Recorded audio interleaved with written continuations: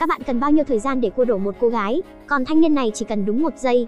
Cậu ta chỉ cần liếc mắt một cái với cô gái ở quầy lễ tân, cô gái liền lập tức hiểu được ý của cậu ta. Vào khoảng thời gian nghỉ trưa ngắn ngủi, cô liền đi đến phòng sách tìm anh chàng đẹp trai kia. Đột nhiên cậu ta xuất hiện tiến tới ép cô vào tường. Cô gái vốn đã mong đợi từ lâu cũng không hề né tránh, bởi vì anh chàng đẹp trai này là tiểu thiếu gia của một gia đình giàu có. Cả căn phòng sách to lớn này đều là của nhà cậu ta.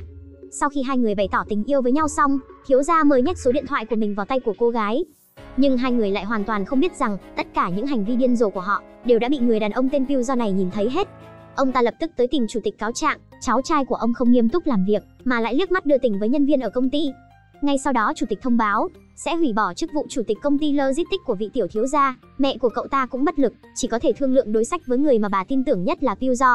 Mục đích của Pyu chính là biến vị tiểu thiếu gia kia trở thành công cụ trả thù của chính mình. Vậy nên anh ta liền ra chủ ý, bảo cậu ta kết hôn với con gái của nghị viên, dùng thân phận của cha vợ để nâng cao địa vị của mình trong gia tộc. Nghe thấy vậy cậu thiếu gia lập tức lên tiếng phản đối. Điên rồi, mấy người định phối giống cho gấu te đi đây à? Phụ nữ 30 tuổi đầu đó, anh giữ kỹ lại cho mình dùng đi. Cậu thiếu niên này đương nhiên không thể chấp nhận việc hôn nhân sắp đặt, bởi vì người cậu ta phải lòng là một cô gái trẻ tuổi. Ngày hôm sau, chủ tịch liền nổi điên lên nói với con dâu, nếu như không thể góp một phần nhỏ nào cho sự nghiệp của gia đình, thì ngay cả cái nhà bọn họ đang ở, ông ta cũng sẽ tịch thu. Không lâu sau ngay cả cái nhà để ở cũng không còn nữa. Cậu tiểu thiếu gia này đương nhiên là nóng ruột rồi, vậy nên liền chạy tới trước mặt Pyu và quỳ xuống trước mặt và nói: Xin hãy giúp tôi theo đuổi Hyun. Rất rõ ràng, âm mưu của người đàn ông này đã thành công rồi. Nhưng cô con gái của nghị viên không phải người dễ để theo đuổi, thậm chí cô còn như một dòng suối tinh khiết ở Hàn Quốc, không chấp nhận việc giới thiệu xem mắt, thậm chí người con trai của đồng nghiệp của bố cô cũng không đồng ý vì người ta quá giàu, đã 30 tuổi rồi nhưng vẫn ở một mình trong căn phòng trống trải. Ngay cả em trai và em gái cũng nghĩ rằng cô chỉ đang giả vờ tỏ ra thanh cao. Pyu theo dõi mấy ngày liền phát hiện, cô gái Hyun này căn bản là không quên được mối tình đầu của mình. Nếu như muốn gán ghép cô ta với cậu tiểu thiếu gia kia, thì bắt buộc phải bắt đầu từ những khung cảnh lãng mạn trước.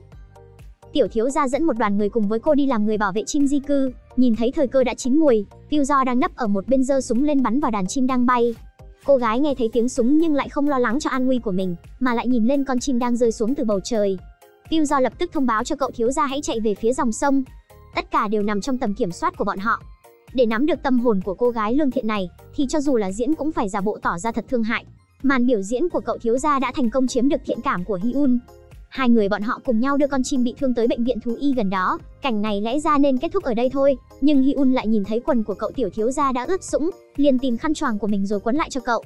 Cậu tiểu thiếu gia này còn quá non nớt, vẫn nghĩ rằng sau lần gặp gỡ này đã chiếm được trái tim của Hyun rồi. Nhưng Pyu lại kéo cậu ta lại và nói rằng, đối với kiểu con gái như này, nhất định phải biết cách lạt mềm buộc chặt, còn cái mũ trong tay cô thì nên để dành cho cuộc gặp gỡ đẹp đẽ lần sau đi. Việc cần làm bây giờ chính là cần phải giải quyết chuyện với cô gái mà anh ta đã phải lòng. Cô gái đang làm việc ở quầy tiếp tân lập tức nhận được thông báo nghỉ việc. Pyu đã giúp cô mua vé máy bay, bảo cô đến công ty con của tập đoàn ở Trung Quốc làm việc. Cô gái liền biết mối quan hệ của mình và cậu tiểu thiếu gia đã bị phát hiện rồi, nhưng cô ta không can tâm, muốn gọi điện cho cậu. Nhưng hai người này đã sớm thương lượng trước với nhau.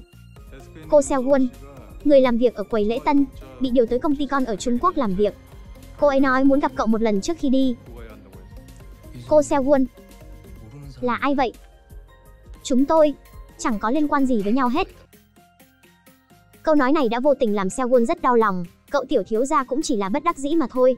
Chỉ vì để nâng cao địa vị của mình trong gia tộc, không thể không nghe theo lời của Pyu, mà hôn ước của anh với Hyun dường như cũng định đặt xong rồi.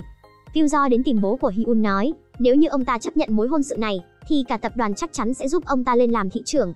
Ông bố lo lắng con gái sẽ không được hạnh phúc, nhưng Pyu lại chắc chắn rằng sẽ làm con gái của ông yêu cậu tiểu thiếu gia kia, bởi vì anh ta đã sắp xếp cho hai người thêm một lần gặp mặt đầy lãng mạn tiếp theo. Lúc đi tới chỗ ở của Hyun, không ngờ lại bắt gặp cô uống tới say mềm. Nhìn thấy hai tên đi đường đang động tay động chân với cô, Pyu liền nhanh chóng chạy ra, đấm vài đấm đã đánh cho hai tên tiểu tử phải bỏ chạy mất. Hyun say tới bất tỉnh nhân sự lại tưởng rằng người đàn ông ở trước mặt là em trai mình, liền dựa vào lưng anh ta rồi ngủ say như chết. Đúng lúc Pyu cõng cô về đến cổng nhà, thì Hyun đã say đến ngồi không vững rồi. Pyu phải cho cô mượn vai để dựa vào tận nửa tiếng. Nhìn thấy cô gái dáng vẻ đáng thương, vô cùng xinh đẹp này, thậm chí đến cả anh ta còn muốn giơ tay đụng vào khuôn mặt của cô. Anh ta xến xúa như vậy sao? Đương nhiên là không rồi. Cuối cùng anh ta vẫn lặng lẽ rời đi. Chỉ là lúc về đến nhà liền đem in những bức ảnh hồi nhỏ của Hyun ra. Hóa ra hai người bọn họ lại là thanh mai trúc mã cùng nhau lớn lên. 10 năm trước, Pyu vừa mất cả cha lẫn mẹ đang muốn chìm xuống dưới lòng sông để tự tử, nhưng lại có một cô gái trạc tuổi đã cứu anh lên. Cô gái đó chính là Hyun thời niên thiếu. Nếu như không có cô kịp thời làm hô hấp nhân tạo, nếu như không có cô động viên Pyujo, thì người đàn ông này đã không thể sống đến bây giờ rồi. Nhưng bây giờ anh lại nhẫn tâm đem mối tình đầu tặng cho cậu tiểu thiếu gia, sẵn sàng đẩy cô vào biển lửa. Rốt cuộc giữa anh ta với gia tộc này có thù hận lớn đến chừng nào? Hãy cùng theo dõi nhé. Đây là nam chính tàn nhẫn nhất mà tôi thấy. Vì để lấy lòng thiếu gia nhà tài phiệt, anh ta sẵn sàng đẩy ân nhân cứu mạng của mình vào chỗ nguy hiểm, chỉ vì cô là con gái của nghị viên quốc hội, gán ghép cô với cậu thiếu gia Bù Nhìn thành hôn với nhau, sau đó để cậu ta lên làm chủ tịch, còn anh ta sẽ khống chế sản nghiệp của gia tộc đó một cách hợp tình hợp lý. Sau khi nói tất cả thói quen sinh hoạt của mối tình đầu xong cho vị thiếu gia, anh ta lại tạo ra cuộc gặp gỡ lần thứ hai cho hai người bọn họ. Hyun vừa đi tới cửa của quán cà phê, lại gặp lại anh chàng đẹp trai đã cứu con chim lần trước. Điều này khiến chính bản thân cô cũng thấy bất ngờ. Sau khi vào trong thì vui vẻ rộn ràng nói: có chuyện trùng hợp như này sao? Đúng vậy nhỉ. Đã mười mấy năm trôi qua rồi, Hyun không còn nhận ra Pyujo chính là mối tình đầu của cô nữa. Pyujo và vị thiếu gia đổi tên cho nhau rồi bắt đầu giới thiệu bản thân.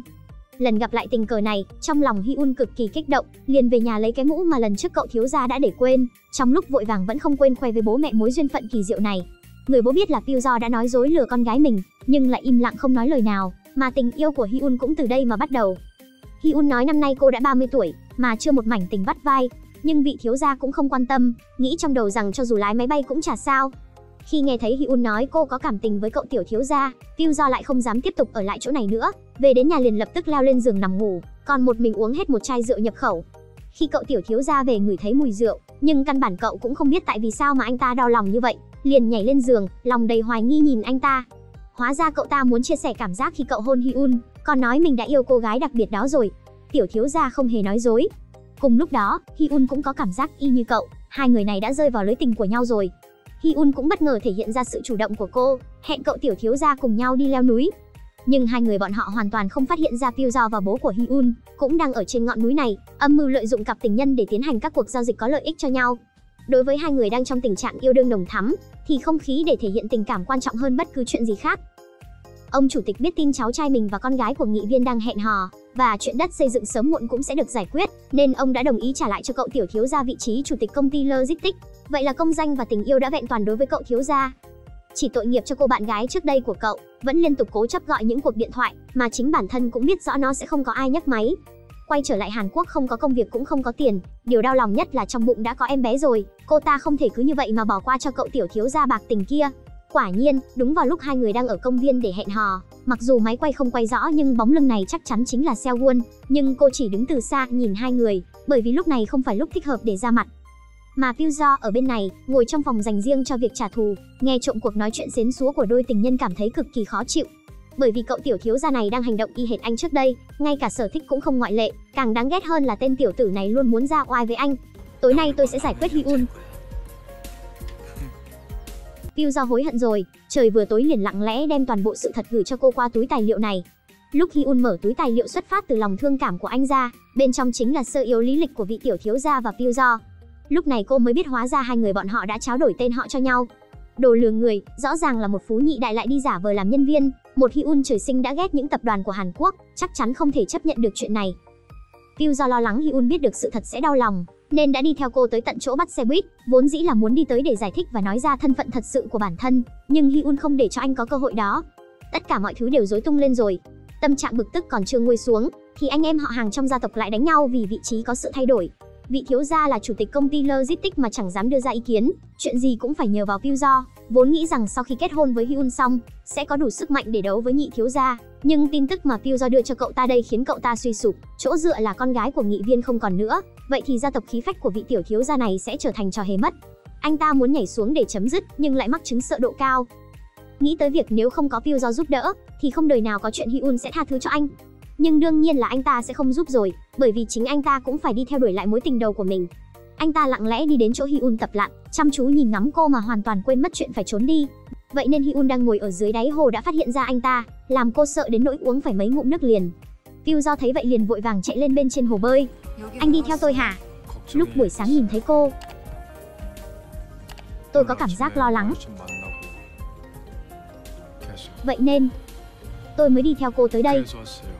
Anh ta không hề nói ra tên hồi nhỏ của mình, kiểu giải thích như này chắc chắn càng làm cho Hyun càng thêm ghét bỏ, mà vị tiểu thiếu gia đi theo sau cũng vừa hay nghe thấy cuộc trò chuyện của hai người. Pyujo vừa về đến cửa nhà, cậu ta đã không nhịn được mà cho anh một đấm. Rõ ràng là Pyujo đã động lòng rồi, nhưng lại vẫn ngụy biện đó là đang giúp cậu theo đuổi Hyun. Cả tình yêu và sự nghiệp, vị thiếu gia này đều mất hết rồi, lúc đi gặp mẹ cũng không kiềm chế được nỗi tủi thân. Con không chấp nhận được việc Pyujo cũng yêu Hyun. Tỉnh táo lại chút đi. Cuộc hôn nhân của các con là hai bên đều có lợi, cho dù cậu ta với Hyun có ngủ với nhau đi chăng nữa thì con cũng bắt buộc phải kết hôn với cô ta. Người mẹ này vốn dĩ cũng là một người rất độc ác, vì để giúp con trai hoàn thành cuộc hôn nhân giao dịch với con gái của nghị viên, biết được Pyujo sẽ đi đến bờ hồ để gặp mặt Hyun, bà lập tức lái xe đi theo. Đúng vào lúc hai người họ đang tiến lại gần nhau, thì bà phu nhân đột nhiên xuất hiện, tiếp đến chính là một cái bạt tai thật mạnh vào Pyujo, bảo anh ta tuyệt đối đừng có quên mình lớn lên như thế nào. Chuyện này chắc chắn đã đánh thức Pyujo, người đang nhất thời mê mẩn vì mối tình đầu của mình, làm kẻ gánh tội giúp gia tộc này mười mấy năm, vì để báo thù thay cho cha mẹ, nên lại đành phải tìm cách giúp vị tiểu thiếu gia kia giành lại Hyun. Ở bên này, Hyun bởi vì từ lúc sinh ra, cô đã ghét cay ghét đắng những gia đình tài phiệt ở Hàn Quốc, nên khi biết được tên bạn trai đang hẹn hò là một phú nhị đại, thì cô vừa buồn vừa căm phẫn. Lúc bạn trai lại tiếp tục gọi điện thoại tới, cô liền lập tức cho cậu ta vào danh sách đen. Nhưng thân là tiểu thiếu gia của một gia tộc giàu có, cậu ta không can tâm đánh mất đi con gái của nghị viên như vậy, nên anh đã hỏi luật sư của gia tộc cách để theo đuổi lại được Hyun. Luật sư nói rằng chắc chắn là phải nhờ sự giúp đỡ của Pyujo. Quả đúng là như vậy, vì từ một năm trước, anh ta đã bắt đầu theo dõi Hyun, để cô phải sa vào lưới tình với tiểu thiếu gia gia tộc, từ đó đạt được mục đích khống chế toàn bộ gia tộc này. Không chỉ ghi âm lại tất cả cuộc nói chuyện hàng ngày của cô, còn thường xuyên chụp lại những bức ảnh về cô. Mỗi lần Hyun xuất hiện ở đâu là, dường như đều có hình bóng của Pyujo ở đó. Thỉnh thoảng gặp cảnh Hyun bị bắt nạt, anh ta cũng sẽ không chút do dự ra tay giúp đỡ cô, lặng lẽ bảo vệ cô. Qua một khoảng thời gian dài, anh ta liền phát hiện mình đã phải lòng cô gái này, một cô gái cực kỳ thích cười. Nhưng anh ta lại không thể nào quên mối thù giết chết cha mẹ mình của ông chủ tịch. Hôm nay cậu tiểu thiếu gia này lại tới đau khổ cầu xin anh, Pyujo liền trực tiếp đem quyển album đưa cho cậu ta, bảo cậu ta lại đóng giả làm mình, học theo nét chữ viết thư cho Hyun. Vốn dĩ cô vẫn chưa quên được những tháng ngày hẹn hò với bạn trai, mà cuốn album này chắc chắn lại nhìn thấy được hy vọng quay lại với nhau. Hyun yêu quý, anh đã cực kỳ đau khổ khi đánh mất em, lần đầu tiên nhìn thấy em, anh đã phải lòng bởi khuôn mặt xinh đẹp của em. Luật sư của anh biết được em không thích những người giàu có, vậy nên lúc gặp mặt em, bọn anh mới phải hoán đổi thân phận cho nhau. Nhớ lại đêm mà em đã uống say không? Anh nhìn thấy có mấy tên tiểu tử thần kinh muốn động tay động chân với em, người đã cõng em về đến nhà chính là anh đó. Lời giải thích này đã làm cho Hyun cực kỳ cảm động, hành động cố ý che giấu thân phận của người bạn trai đương nhiên cũng đã được tha thứ. Cô lập tức đi tới quán cà phê mà hai người thường xuyên hẹn gặp nhưng nó đã đóng cửa rồi. Tiểu thiếu gia nhận được cuộc điện thoại bất ngờ của Hyun thì cực kỳ vui mừng, cô gái này cuối cùng cũng mắc lừa rồi.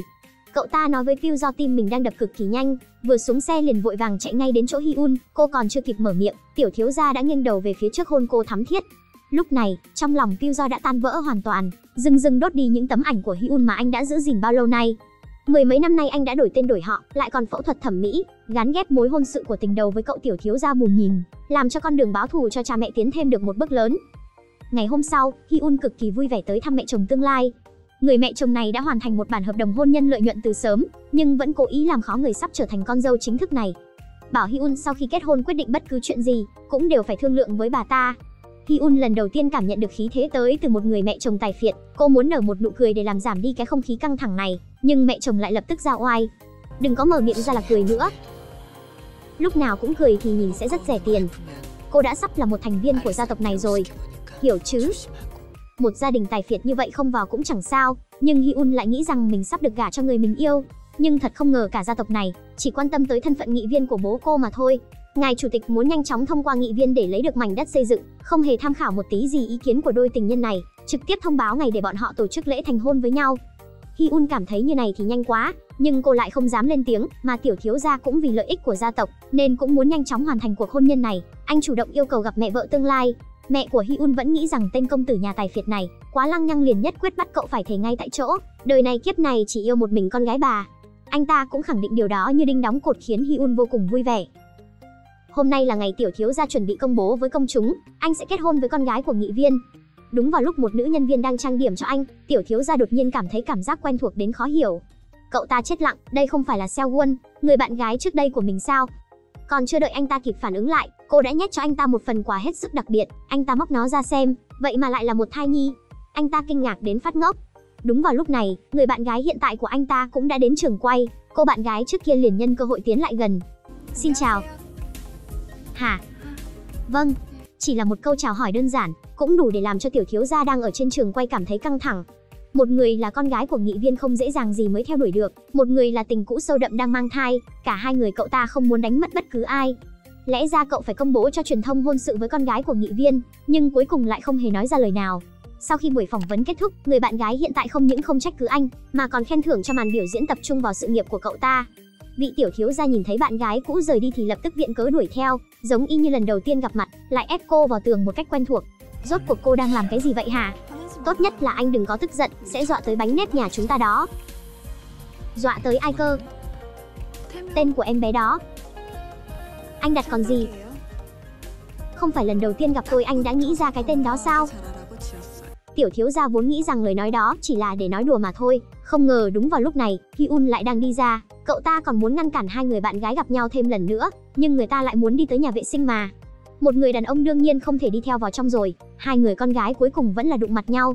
Seo liền giả vờ gọi điện thoại cho bác sĩ, giọng nói đủ lớn để Hyun biết được cô ta đã mang thai rồi, sau đó lại cố ý đánh rơi hồ sơ giám định xuống dưới đất. Lúc nhìn thấy tên của đứa trẻ, Hyun liền nói cô cũng định đặt tên cho đứa con tương lai của mình là bánh nếp, đúng là có duyên phận mà. Cứ nghĩ rằng Seo sẽ bóc phốt vị tiểu thiếu gia kia ở đây, nhưng không ngờ Seo lại vẫn giấu giếm sự thật, nhưng còn chưa bước ra khỏi cửa cô đã ngất xỉu tại chỗ. Hyun thấy vậy hốt hoảng, lập tức gọi bạn trai vào giúp đỡ. Cậu ta cõng Seo trên lưng chạy thục mạng, Seo đầu đầy mồ hôi như này thì chắc chắn không thể nào đang giả vờ được.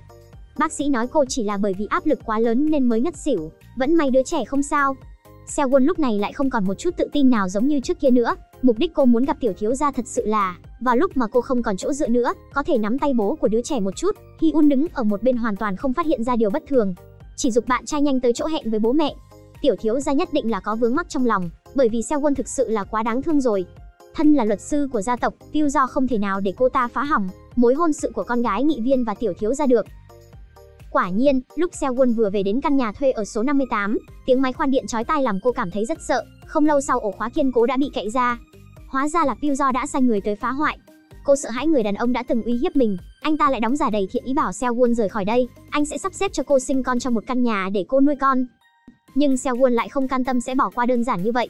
Cô bắt buộc phải làm cho tên cha nam đó mỗi ngày đều phải sống trong lo lắng và sợ hãi. Nếu như đến cuối cùng cậu ta vẫn không chấp nhận sự tồn tại của cô, thì cô sẽ trực tiếp đến gia tộc đó tìm bà của đứa bé. Chuyện này đã hoàn toàn chọc giận Pyu Do. Nghe cho rõ đây cho tôi. Đừng có bám lấy gia tộc đó như âm hồn bất tán nữa. Sang Trung Quốc rồi sinh đứa bé đó ra, im lặng nuôi nó lớn thành người. Nghe hiểu rồi thì làm theo đi. Đối mặt với người đàn ông đã bị thù hận làm mờ mắt này, một cô gái yếu đuối như cô sao có thể phản kháng lại. Việc Pyu Do cảnh cáo cô cũng một phần là vì muốn tốt cho cô. Nếu như dính vào cuộc tranh chấp của gia tộc tài phiệt đó, chắc chắn đứa trẻ cũng sẽ bị liên lụy, bởi vì rất nhiều năm về trước, anh ta cũng là một thành viên của gia tộc đó. Seo cũng chỉ là một nạn nhân vô tội, Pyu Do còn để lại một bịch đầy tiền ở trước cửa. Hơn nữa đây còn là số tiền anh ta tự lấy từ túi của mình ra. Người trợ lý lo lắng rằng sự vòi vĩnh của Seo sẽ là vô hạn. Pyu Do thẳng thắn nói chỉ cần cô ta không trở về nước nữa, thì có thể chu cấp cho cô ta suốt đời. Dù sao sản nghiệp của gia tộc sớm muộn gì cũng sẽ bị anh ta nắm giữ. Chỉ là anh ta vừa về đến nhà liền bị tiểu thiếu gia giữ lại ở giữa đường. Cậu ta còn chưa kịp mở miệng, Pyu Do đã dặn dò cậu, nếu như muốn đứng vững ở gia tộc thì bắt buộc phải quên Seo đi. Trong lòng cậu ta cũng rất khó chịu, bảo anh ta bắt buộc phải hoãn lại việc thông báo với truyền thông việc hôn sự với con gái nghị viên. Nhưng không ngờ ngày hôm sau, tấm ảnh chụp lại hai người đang hẹn hò đã lên hot search. Chuyện tốt này là do Pyu Do đã phân phó cho trợ lý làm.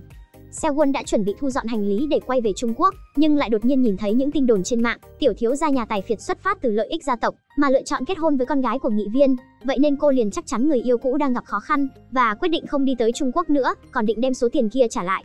Ở bên này, tiểu thiếu gia đang tức giận khiển trách Pyu Do dám giở trò sau lưng mình, nói không chừng đây lại chính là ý của ông chủ tịch. Bọn họ cần phải nhanh chóng hoàn thành cuộc hôn nhân lợi ích của hai đứa trẻ. Cậu tiểu thiếu gia cũng không còn cách nào khác, chỉ có thể nghe theo ý của ông nội, đưa Hyun về nhà để ra mắt với người bố đã mất của mình. Cô gái này cũng rất đáng thương, cô ấy không biết chủ tịch thiên vị cô như vậy, hoàn toàn chỉ là vì bố của cô sắp ứng cử là thị trưởng, còn chưa cưới về nhà đã được chủ tịch xem trọng. Anh em họ hàng trong nhà cực kỳ đố kỵ với cô. Tiểu thiếu gia mặc dù cũng được hưởng ké với Hyun, nhưng cậu ta lại vẫn nhớ nhung tới Seo, cố ý uống rất nhiều rượu, vậy nên nhiệm vụ đưa Hyun về nhà lại đến tay Pyu Do. Đợi đến khi tất cả mọi người đều rời đi rồi, cơn say của tiểu thiếu gia liền biến mất ngay lập tức, lặng lẽ lái xe tới nơi đã bí mật hẹn gặp với Seo. Lúc gặp lại người yêu cũ một lần nữa, cậu ta muốn giải thích tất cả mọi chuyện, Seo lại đưa một bịch tiền trả lại cho anh. Vị tiểu thiếu gia cố hết sức bày tỏ sự áy náy của mình, nhưng Seo đã quyết định sẽ giành lấy trái tim của người đàn ông này một lần nữa. Cô làm ngơ với lời giải thích của tiểu thiếu gia, đi thẳng một mạch xuống dòng sông. Cô ta cố ý bỏ hết mọi sự kiên cường của mình, ở trước mặt bố của đứa bé, lộ ra tất cả những mặt yếu đuối của mình. Tiểu thiếu gia cực kỳ đau lòng, cuối cùng ôm chặt cô vào lòng, cứ như vậy mối quan hệ của bọn họ liền trở thành một việc bí mật. Lẽ ra đây cũng là một cặp đôi. Pilzo vì đưa báo thù mới gán ghép cô với tiểu thiếu gia, một Hyun đơn thuần có nằm mơ cũng không ngờ, mối tình đầu của mình đã thay tên đổi họ, còn phẫu thuật thẩm mỹ. Nhưng lần này anh ta thảm rồi, một lượng lớn mua bán cổ phiếu của sản nghiệp gia tộc đã bị chủ tịch điều tra ra. Đây là khoảnh khắc nhục nhã nhất trong đời của người đàn ông này, chỉ vì anh ta đã lén mua mấy vạn cổ phiếu của gia tộc, chủ tịch cảm thấy anh ta thân làm luật sư của tiểu thiếu gia, nhưng lại nắm giữ một lượng lớn cổ phiếu nhằm mưu đồ làm loạn. Pilzo thẳng thắn nói là vì muốn đem cổ phiếu chuyển dần sang cho tiểu thiếu gia, cho đến khi cậu ta ngồi lên được vị trí chủ tịch, rõ ràng là chủ ý của bà phu nhân nhưng lúc bị phát hiện, người chịu trận lại là Pilzo. Để hoàn thành vai diễn của mình, bà ta đã cho anh ta một cái tát. Pilzo đã quen với việc làm bia đỡ đạn, cho hai mẹ con tiểu thiếu gia liền quỳ xuống cầu xin chủ tịch tha thứ. Chủ tịch có nằm mơ cũng không ngờ, người đàn ông ở trước mặt này lại là đứa cháu trai mà chính tay ông ta ném xuống sông năm đó, nhưng lại không chết đuối, không có một tí mềm lòng nào với lời giải thích của anh, trực tiếp thông báo sa thải và đuổi anh đi. Pilzo sớm đã quen với bộ mặt qua cầu rút ván của người nhà này, chỉ có duy nhất tiểu thiếu gia cảm thấy không nỡ. Mười mấy năm trước, Pilzo đã ngồi tù thay cho cậu ta 3 năm trời, can tâm tình nguyện dâng mối tình đầu ra, lại còn lặng lẽ tặng tiền cho cô bạn gái cũ mà cậu vẫn luôn nhớ nhung. Cậu ta không nỡ để anh bị sai bảo như thói quen, nên đã rời khỏi đó và hứa sẽ có cách thuyết phục ông nội, mà đúng vào lúc này ông nội lại gọi điện thoại đến cho cậu ta.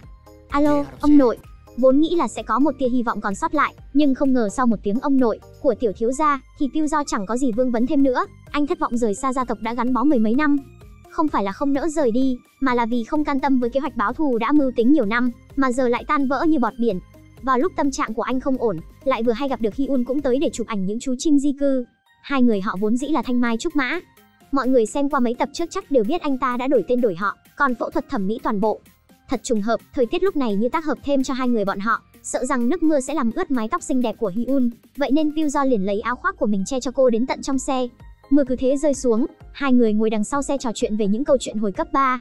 Hyun nói cô rất nhớ người bạn đã mất đi của mình. Pilzo rõ ràng biết cô đang nói đến mình, liền hỏi cô nếu như có thể tìm thấy người đó thì sẽ làm thế nào. Hyun không suy nghĩ nhiều mà nói rằng, nếu như người đó đang sống tốt thì tôi sẽ chúc phúc cho anh ấy, còn nếu như sống không tốt thì tôi nhất định sẽ giúp đỡ anh ấy. Nghe được những lời này, ngay cả anh cũng cảm thấy đau lòng cho cô gái đơn thuần lương thiện này, nhưng con đường báo thù của Pilzo phải đi còn rất dài, anh đã đẩy chính mối tình đầu của mình vào chỗ nguy hiểm. Anh quyết định không làm gì cả, chỉ ở lì trong phòng làm việc 2 ngày, sau đó niềm đam mê báo thù của anh lại bùng lên, rồi liền lập tức tới tìm bố của Hyun, bảo ông ta cho dù có xảy ra chuyện gì cũng đừng nhúng tay vào chuyện của gia tộc, sau đó đem tất cả những chuyện xấu xa của chủ tịch công bố lên trên mạng. Không có sự giúp đỡ của nghị viên, thì chủ tịch có bao nhiêu tiền cũng không thể bịt miệng được giới truyền thông. Bà phu nhân liền đề nghị bảo Pilzo trở lại gia tộc, nhưng chủ tịch coi trọng thể diện, nghe thấy vậy thì tức giận muốn lật đổ cả cái bàn, sau đó tức giận tới mức phải nhập viện. Nhưng gia tộc nhất định phải có người tới hợp tác điều tra, vậy nên sau khi chủ tịch tỉnh dậy, biết được cháu trai đã chủ động đứng ra làm bia đỡ đạn, ông ta không còn cách nào khác, đành phải vứt bỏ thể diện gọi điện cho Pilzo. Khi Pilzo đi tới phòng điều tra, nhìn thấy người đàn ông đem lại cảm giác an toàn cho mình đã quay lại bên cạnh, tiểu thiếu gia cuối cùng cũng có thể an tâm. Nhưng Pilzo cũng có điều kiện của mình, chính là cậu ta phải cắt đứt với người bạn gái cũ Seo-won. Lúc tiểu thiếu gia tới căn phòng đã thuê cho bạn gái cũ, Seo-won vẫn nghĩ rằng mình đã giành được trái tim của cậu ta, tự tay chuẩn bị một bàn đồ ăn ngon. Tiểu thiếu gia nhìn thấy bộ dụng cụ ăn uống dành cho cặp đôi ở trên bàn liền cầm lấy vứt luôn vào trong thùng rác. Tôi sắp kết hôn với Hyun rồi. Tôi phải nói cho cô ta biết được âm mưu của anh. Đi đi. Cho dù chúng tôi có phải kết thúc thì cô cũng không thể nào thay thế được vị trí của cô ấy. Với vài câu nói nhẫn tâm đẫm nước mắt, vì lợi ích của gia tộc, cậu ta đã quyết định sẽ buông bỏ Seo-won. Cho dù cô có tình nguyện là người tình vụng trộm của cậu ta cũng vẫn như cũ không cho cô bất cứ một cơ hội nào. Sau đó cậu ta tới gặp Hyun, lấy ra một chiếc nhẫn đã chuẩn bị sẵn. Đối mặt với màn cầu hôn đơn giản, mộc mạc của tiểu thiếu gia, Hyun không hề từ chối. Mà ở bên này, Pilzo lại trở về gia tộc một lần nữa. Sự hy sinh của anh đã giành được sự thương hại của bà phu nhân, nhưng anh lại không thích dùng phương thức như thế này để biểu đạt, vì người phụ nữ ở trước mặt này chính là mẹ kế của anh, và cũng là người mà Pilzo cần trả thù. Bây giờ anh cần hợp tác với phu nhân, đó là đi tìm chủ tịch để thương lượng các điều khoản. Trước mặt chủ tịch, Pilzo nói, vì bản thân đã giúp ông ta dọn dẹp tất cả rắc rối, vậy thì quỹ bí mật cũng nên để cho phu nhân tiếp quản. Ông chủ tịch dù biết đây là sự uy hiếp, nhưng ông ta lại sợ mất đi ông nghị viên là chỗ dựa, nên cuối cùng ông ta vẫn thỏa hiệp. Nhưng đúng vào lúc đang bàn giao, ông giám đốc lại không can tâm giao ra quyền hành về tài chính, mặc dù ông ta vẫn để cho Pilzo, người thân là luật sư, ký tên lên bản hợp đồng, nhưng ông giám đốc lại có cách trả đũa mới. Ông ta tìm tới nơi bí mật mà Pyu và nghị viên hẹn gặp, nói chỉ cần ông nghị viên ngăn cản chuyện hôn sự của con gái ông ta và tiểu thiếu gia của gia tộc thì ông ta sẽ giúp đỡ ông nghị viên lên làm thị trưởng. Hơn nữa lúc cung cấp tiền vốn cũng sẽ không ghi nợ như Pyu. Những lời này khiến nghị viên đã dao động. Về đến nhà ông nhìn thấy chiếc nhẫn trên ngón tay của con gái, liền hỏi cô có phải đã đem gạo nấu thành cơm với cậu tiểu thiếu gia kia rồi không? Hyun lại nói, mới chỉ là đang nấu thôi, chưa đến lúc chín thành cơm. Ở bên này, Sewon sau khi bị tiểu thiếu gia phũ phàng vứt bỏ, Sewon không cam tâm, quyết định tự mình đi nói với con gái nghị viên sự thật cô bị lợi dụng. Cô Hyun, tôi là mẹ của bánh nếp đây ạ. Cô ở đây làm gì vậy? Tôi cố ý ở đây để đợi cô. Hyun đơn thuần vẫn nghĩ rằng Sewon đứng ở ngoài cửa dưới trời lạnh như thế này là để đợi cảm ơn mình vì đã giúp cô ta ở bệnh viện lần trước. Biết Sewon vẫn chưa ăn gì, Hyun liền đưa cô tới một nhà hàng dinh dưỡng. Đều là phụ nữ như nhau, Hyun nhìn thấy người con gái ăn như hổ đói trước mặt mà đau lòng thay cho cô. Sewon vốn dĩ là một đứa trẻ mồ côi được bà nội nuôi lớn, bây giờ mang thai rồi còn bị tên cha nam vứt bỏ. Hyun biết được chuyện cô ta gặp phải thì cảm thấy rất tức giận, quyết định sẽ tìm một luật sư giúp cô đòi lại công bằng. Lúc này Sewon nghĩ, cô nên mau đem tên bạn trai tồi tệ của tôi trả lại cho tôi thì hơn. Mà đúng lúc này, tiểu thiếu gia lại vừa hay gọi điện tới cho Hyun. Sewon nhìn thấy niềm hạnh phúc tràn ngập trên khuôn mặt của Hyun, lại thêm cả sự chân thành và lương thiện của cô. Vậy nên cuối cùng Sewon vẫn quyết định giấu nhẹm sự thật đi. Ở một bên khác, ông nghị viên biết được con gái mình đã yêu sâu đậm cậu công tử nhà tài phiệt, liền quyết định tới gặp thông gia tương lai. Dù cho đó có là một cuộc hôn nhân lợi ích hai bên đều có lợi, thì ông cũng phải để cho cuộc sống sau này của con gái được đối xử một cách công bằng. Nhưng không ngờ bà phu nhân nói chuyện cũng rất thẳng thắn. Chủ tịch nhà chúng tôi đã rất mong được bế chắc rồi. Vậy nên là ngày tổ chức hôn lễ có thay đổi một chút, sẽ tổ chức vào thời kỳ dụng chứng theo như trong báo cáo xét nghiệm của Hyun đi. Loại chuyện như thế này của con cái thì để bọn chúng tự mình lựa chọn đi. Bà phu nhân lại một lần nữa nhấn mạnh, bọn họ không phải là một gia đình bình thường ở Hàn Quốc. Nếu như đã được hưởng một phần tài sản của gia đình, vậy thì cơ thể của con dâu cũng nên thuộc về cả gia tộc. Người bố biết rõ, con gái mình gả vào gia đình này sẽ là một chuỗi ác mộng, nhưng vì để lấy được tiền bầu cử mà gia tộc giúp đỡ, lại không chút do dự đem cả nhà tới buổi tổ chức đính hôn. Sau khi đính hôn, tiểu thiếu gia cũng nghĩ rằng mình đã lấy được giấy phép hành động rồi, hy vọng từ nay về sau Hyun có thể ở chung một phòng với mình, nhưng không ngờ người vợ tương lai của cậu vẫn thận trọng như cũ. Dẫu sao thì cậu tiểu thiếu gia này cũng là bạn trai đầu tiên của cô sau khi trưởng thành, nhưng cô lại có một phần quà khác tặng cho người chồng tương lai của mình. Thật sao? Em yêu anh. Câu em yêu anh này tiểu thiếu gia đã đợi quá lâu rồi, có cô con gái của nghị viên làm chỗ dựa, thì vị trí chủ tịch sớm muộn gì cũng thuộc về cậu. Nhưng cậu ta có nằm mơ cũng không nghĩ đến, một sự thật đã được che giấu 20 mấy năm vẫn đang đợi cậu ta ở phía trước. Pyu thông qua đối chiếu DNA của các thành viên trong gia tộc thì phát hiện ra, cậu tiểu thiếu gia cùng anh lớn lên lại không phải là cháu ruột của chủ tịch. Biết được chuyện này, cậu ta căn bản không thể nào chấp nhận được, bởi vì chủ tịch đã nhấn mạnh chỉ đem sản nghiệp chuyển lại cho người thân ruột thịt. Cậu ta đi tới bên hồ muốn kết thúc cuộc đời hạnh phúc của mình. Nhưng nước trong hồ mùa đông lạnh tới thấu xương, mới đứng ở dưới được vài phút đã lao vội vào trong xe, nhìn thấy ông chú bế đứa con đi ngang qua ở bên cạnh, cậu ta bỗng nhiên nhớ tới đứa con máu mủ của mình với Sewon. Em không ngờ anh lại gọi cho em đấy. Anh rất muốn biết đứa bé sẽ giống anh hay giống em. Con đã bắt đầu đặt em rồi. Câu nói này đã vô tình đâm vào điểm yếu của tiểu thiếu gia, cậu ta nhất định phải tiếp tục sống cho thật tốt, đem đứa con và Sewon giấu đi thật kỹ. Nhưng chuyện mấy ngày không về nhà, cũng không gọi điện cho Hyun thì nên giải thích thế nào đây? Vậy nên cậu ta liền lái xe đi ngược chiều trên đường, cố ý tạo ra một vụ tai nạn xe. Lúc biết được tin, Hyun cực kỳ lo lắng, tiểu thiếu gia lại giả vờ tỏ ra đáng thương, nói mình không phải là máu mủ ruột thịt của gia tộc, sẽ không thể thừa kế sản nghiệp của ông nội.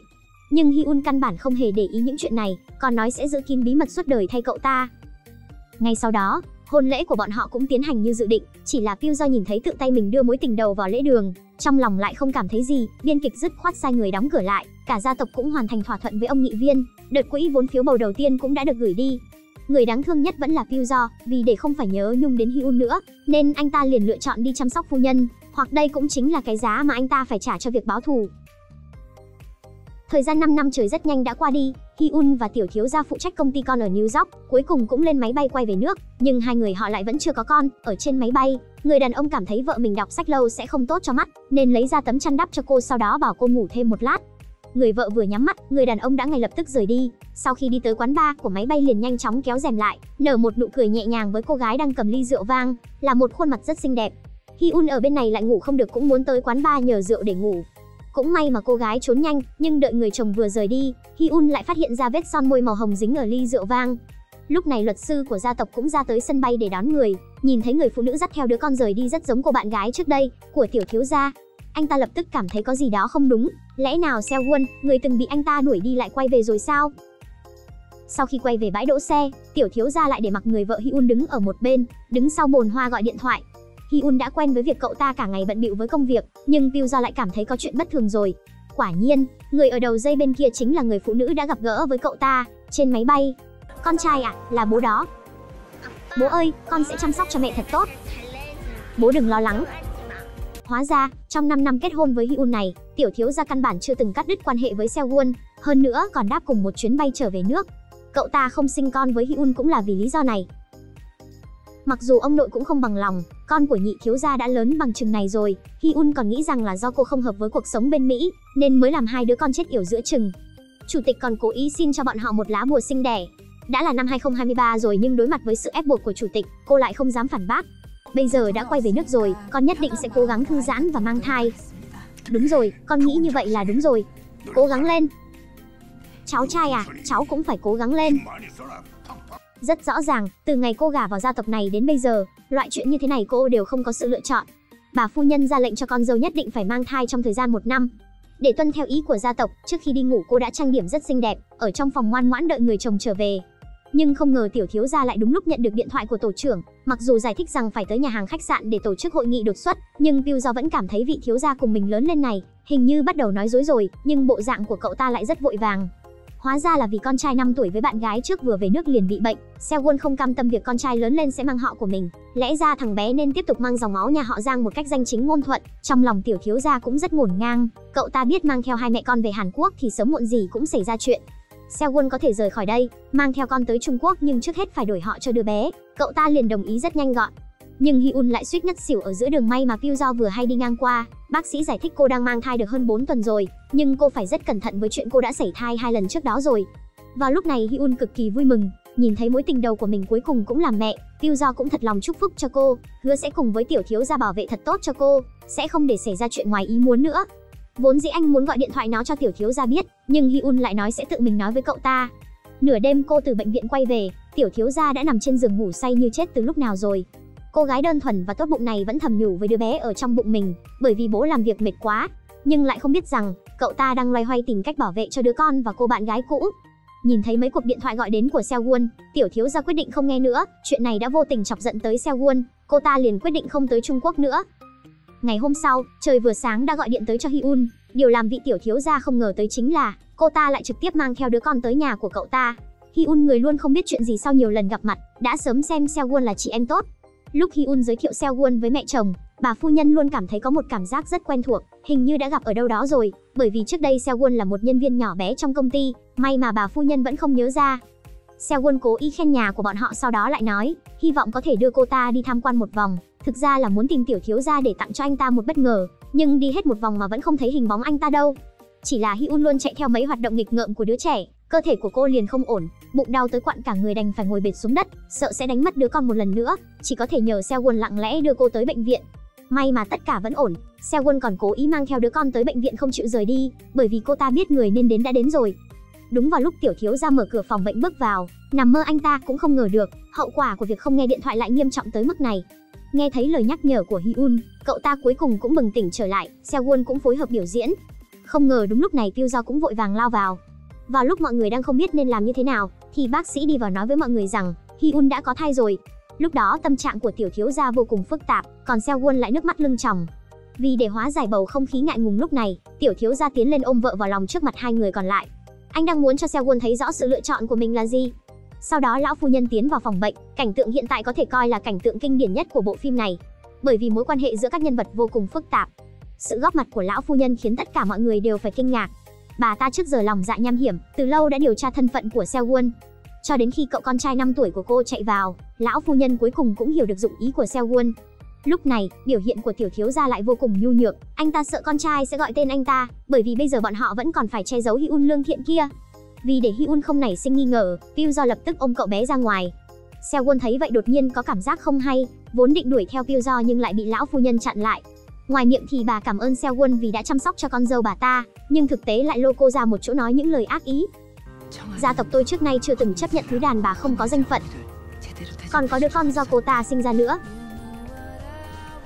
Đã từng có hai mẹ con trực tiếp bị rơi xuống đáy hồ. Dám chắc cô cũng không phải ngoại lệ đâu. Seo-won không hề biết rằng người mà lão phu nhân nói chính là Pyo-jo, người vô tình còn sống sót sau vụ việc đó. Số phận của anh cùng cậu bé 5 tuổi này đều như nhau, Pyo-jo nói, nhân lúc anh vẫn chưa làm ra hành động gì quá đáng với hai mẹ con Seo-won, thì hãy rời khỏi đây trong vòng 1 ngày đi. Nhưng lão phu nhân sẽ không mềm lòng, bà trách móc Pyo-jo vì đã giấu giếm sự thật về sự tồn tại của Seo-won. Nếu như không diệt trừ hai mẹ con nhà này, thì sớm muộn gì cuộc hôn nhân của con bà với Hyun sẽ bị rạn nứt. Kế hoạch cả gia tộc dựa vào nghị viên đều sẽ bị hỏng bét. Tiểu thiếu gia biết cả nhà anh sẽ không buông tha cho người yêu cũ của mình. Anh ta dám chắc chắn rằng, sau khi nói hết mọi chuyện cho Hyun biết thì sẽ nhận được sự tha thứ, bởi vì cô ấy là một người tốt. Lời này vừa nói ra, Pyo-jo không chịu được cho hắn một phát đấm vào mặt, chẳng lẽ là người tốt thì nên bị người khác lừa gạt ức hiếp à? Huống hồ Pyo-jo làm mối cho hai người thôi là đã đủ áy náy rồi. Tiểu thiếu gia không có lý do để đánh lại, anh ta chỉ muốn cho cậu con trai vô tội của mình một danh phận mà thôi. Vốn dĩ Pyo-jo đã mềm lòng, nhưng không ngờ ngày hôm sau tiểu thiếu gia lại đến gặp Seo-won, hơn nữa lại bị nước mắt của cô ta cảm hóa. Tiểu thiếu gia vừa mới rời đi, Seo-won lại nghe thấy tiếng gõ cửa liên tiếp, không ngờ Pyo-jo đã vào trong nhà từ bao giờ. Anh vốn định giết chết Seo-won, nhưng nếu vậy thì đứa trẻ 5 tuổi kia biết phải làm sao. Cuối cùng không nỡ ra tay, nhưng chuyện này sớm đã bị phu nhân đã đoán ra được, nên cử người đến làm việc này thay anh. Tên đàn ông ở bên ngoài đã phá được khóa rồi vào trong nhà Seo-won, lúc này Pyo-jo trốn ở đằng sau cánh cửa xông ra đánh ngất hắn ta. Seo-won trốn trong góc đã bị dọa cho một vố đơ người, khi cô ta ra ngoài kiểm tra một lần nữa, hai người đàn ông đã ra ngoài đánh nhau, Seo-won lập tức tỉnh táo lại. So với việc cứ ngồi chờ chết, thì chủ động phản kháng lại người đàn bà thủ đoạn độc ác kia vẫn hơn. Cũng chính bởi vậy mà Hyun đã trở thành mục tiêu của cô ta. Gặp lại Hyun một lần nữa, cô kinh ngạc hỏi Seo-won tại sao hôm nay không đưa con trai theo. Seo-won nói rằng nếu như cô nhớ con trai của tôi có thể cho cô xem ảnh của nó.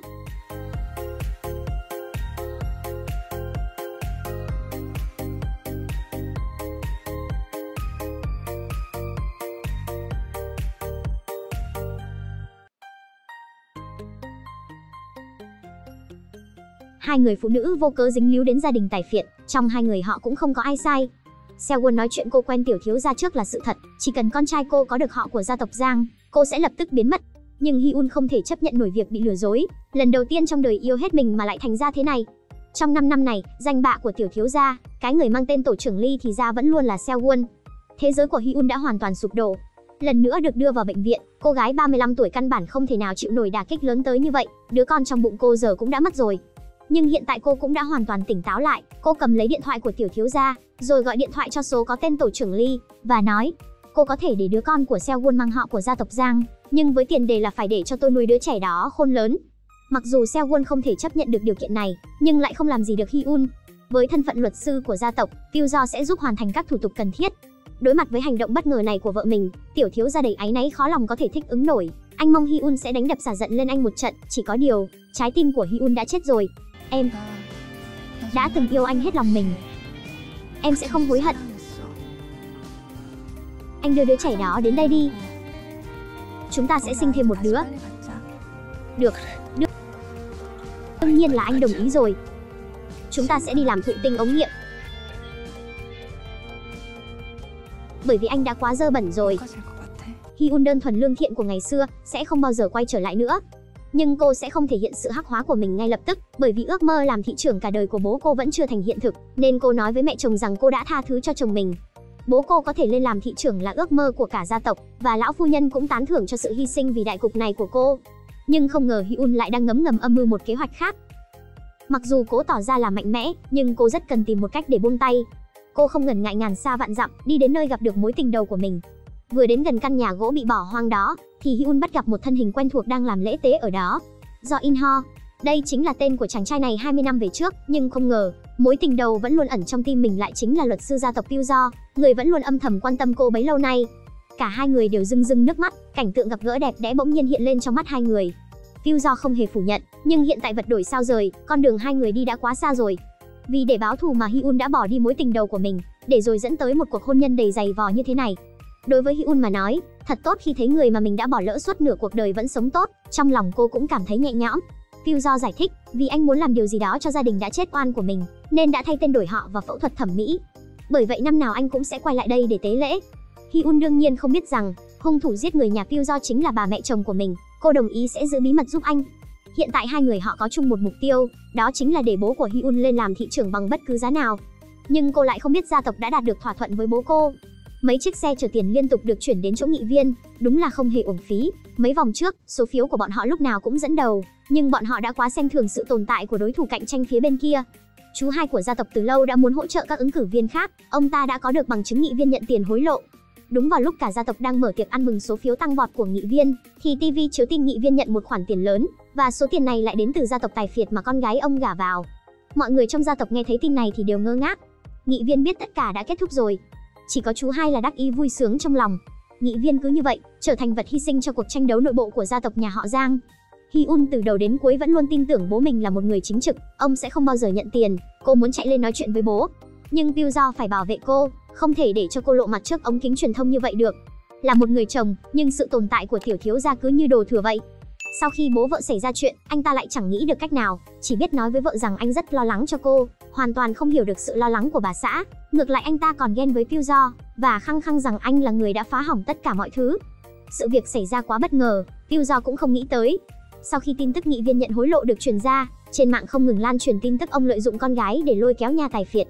Pyo cảm thấy vô cùng lo lắng, sớm muộn gì Hyun cũng biết được bố cô cũng lợi dụng cô, nên anh lập tức dựa vào thân phận luật sư, đưa cô đến thăm Nghị Viên. Hyun cần phải làm rõ một chuyện, đó chính là rốt cuộc bố cô có nhận tiền của gia tộc Giang hay không.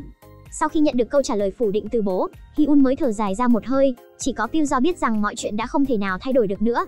Anh âm thầm ám thị cho Nghị Viên đổ lỗi cho chú hai của gia tộc, để Hyun không phải chịu tổn thương. Mặc dù bằng chứng ngụy tạo để đổ lỗi cho chú hai đã được dàn dựng xong xuôi, nhưng Pyo đã đánh giá thấp tình yêu của lão hội trưởng dành cho con trai ông ta. Ông già sau khi biết con ông dùng tiền của mình đi hỗ trợ Nghị Viên, thì chẳng hề oán trách hắn ta, thậm chí ông ta còn bảo hắn hãy nhanh chóng đi hỗ trợ ứng cử viên khác, bởi vì bây giờ không thể dựa vào bố của cô cháu dâu này được nữa rồi. Lão hội trưởng này đúng là không có nhân tính. Khi Nghị Viên được thả ra ngoài để điều trị y tế, lão ta lập tức qua cầu rút ván. Ông ta không muốn con trai mình phải chịu cảnh tù đầy vì tội hối lộ. Nếu như tất cả mọi hy vọng đều đã vỡ vụn, vậy thì cứ để một mình Nghị Viên gánh chịu tất cả hậu quả đi. Dù sao thì con gái ông cũng vẫn chưa biết chân tướng cô bị lợi dụng. Nghị Viên biết ý của lão già này là bảo ông hãy tự sát. Khi lão hội trưởng gặp hai mẹ con Hyun, ông ta lập tức nói thẳng, cuộc hôn nhân này chỉ có thể trông chờ vào đứa con trong bụng của cháu dâu thôi, nên cô bắt buộc phải bảo vệ đứa con này cho tốt. Hyun không dám nói đứa con trong bụng cô đã xảy ra chuyện ngoài ý muốn rồi. Ước mơ cả một đời này của Nghị Viên đã tan thành mây khói, hiện tại ông đã lạnh nhạt với tất cả mọi chuyện. Mặc dù bà xã không hề trách mắng ông, nhưng ông lại vô cùng áy náy đối với con gái. Cô có quyền được biết tất cả sự thật, nên ông không tiếp tục giấu giếm chuyện mình đã nhận tiền của gia tộc tài phiệt nữa. Ông nói với Hyun rằng, cuộc gặp mặt của cô cùng tiểu thiếu gia ngay từ đầu đã là vì lợi ích. Hyun lại một lần nữa sụp đổ, đến cả người bố luôn truyền cho cô nguồn năng lượng cũng lừa dối cô. Lúc này đột nhiên Pyo nhớ lại những lời lão hội trưởng từng nói, bỗng anh cảm thấy có chuyện không hay, nên lập tức lao như điên về hướng phòng của Nghị Viên. Hyun cũng cảm giác được có điều khác thường. Khi Giang Pyo vừa chạy đến cửa, thông qua cửa kính, anh nhìn thấy thi thể của Nghị Viên đang treo trên trần nhà. Vốn dĩ ước mơ thị trưởng của bố là lý do Hyun còn ở lại trong căn nhà này, hiện tại tất cả đều đã mất hết, cô ấy nên đi đâu về đâu đây? Cô gái gả cho gia tộc tài phiệt này thật sự quá thảm.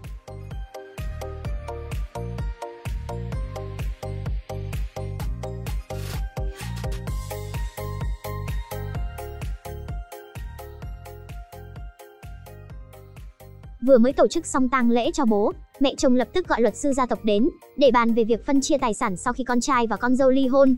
Bởi vì sau khi Nghị Viên chết, bọn họ chả được lợi lộc gì cả nên phải nhanh chóng tống khứ Hyun đi. Và sau đó lại sắp xếp một cuộc liên hôn vì lợi ích khác cho tiểu thiếu gia. Lão hội trưởng gia tộc càng không có nhân tính. Sau khi biết đứa con trong bụng cháu dâu đã mất, ông ta nói thẳng sẽ không giữ cô lại để tốn cơm tốn gạo nữa. Pyo sớm đã không chịu nổi miệng lưỡi của gia tộc qua cầu rút ván này nữa. Sau khi Nghị Viên qua đời, anh đã âm thầm lấy đi di vật của ông ta. Trong chiếc điện thoại đó có đến hàng nghìn tin nhắn ghi âm, bên trong cũng có đoạn đối thoại của Pyo với Nghị Viên. Nếu để chiếc điện thoại này rơi vào tay điều tra viên, anh cũng sẽ khó thoát khỏi việc bị truy trách. Pyo dứt khoát bảo trợ lý xóa hết tất cả chứng cứ này, chỉ giữ lại cuộc nói chuyện của Nghị Viên và lão hội trưởng. Anh nói với Hyun rằng cô hoàn toàn có quyền được biết chân tướng sự việc. Khi cô biết rằng cái chết của bố chính là do lão hội trưởng đã ép buộc, Hyun không ngăn nổi nước mắt của mình nữa. Cô hối hận vì đã yêu tiểu thiếu gia, khiến cho bố bị cuốn vào vòng tranh đấu dẫn đến mất mạng oan.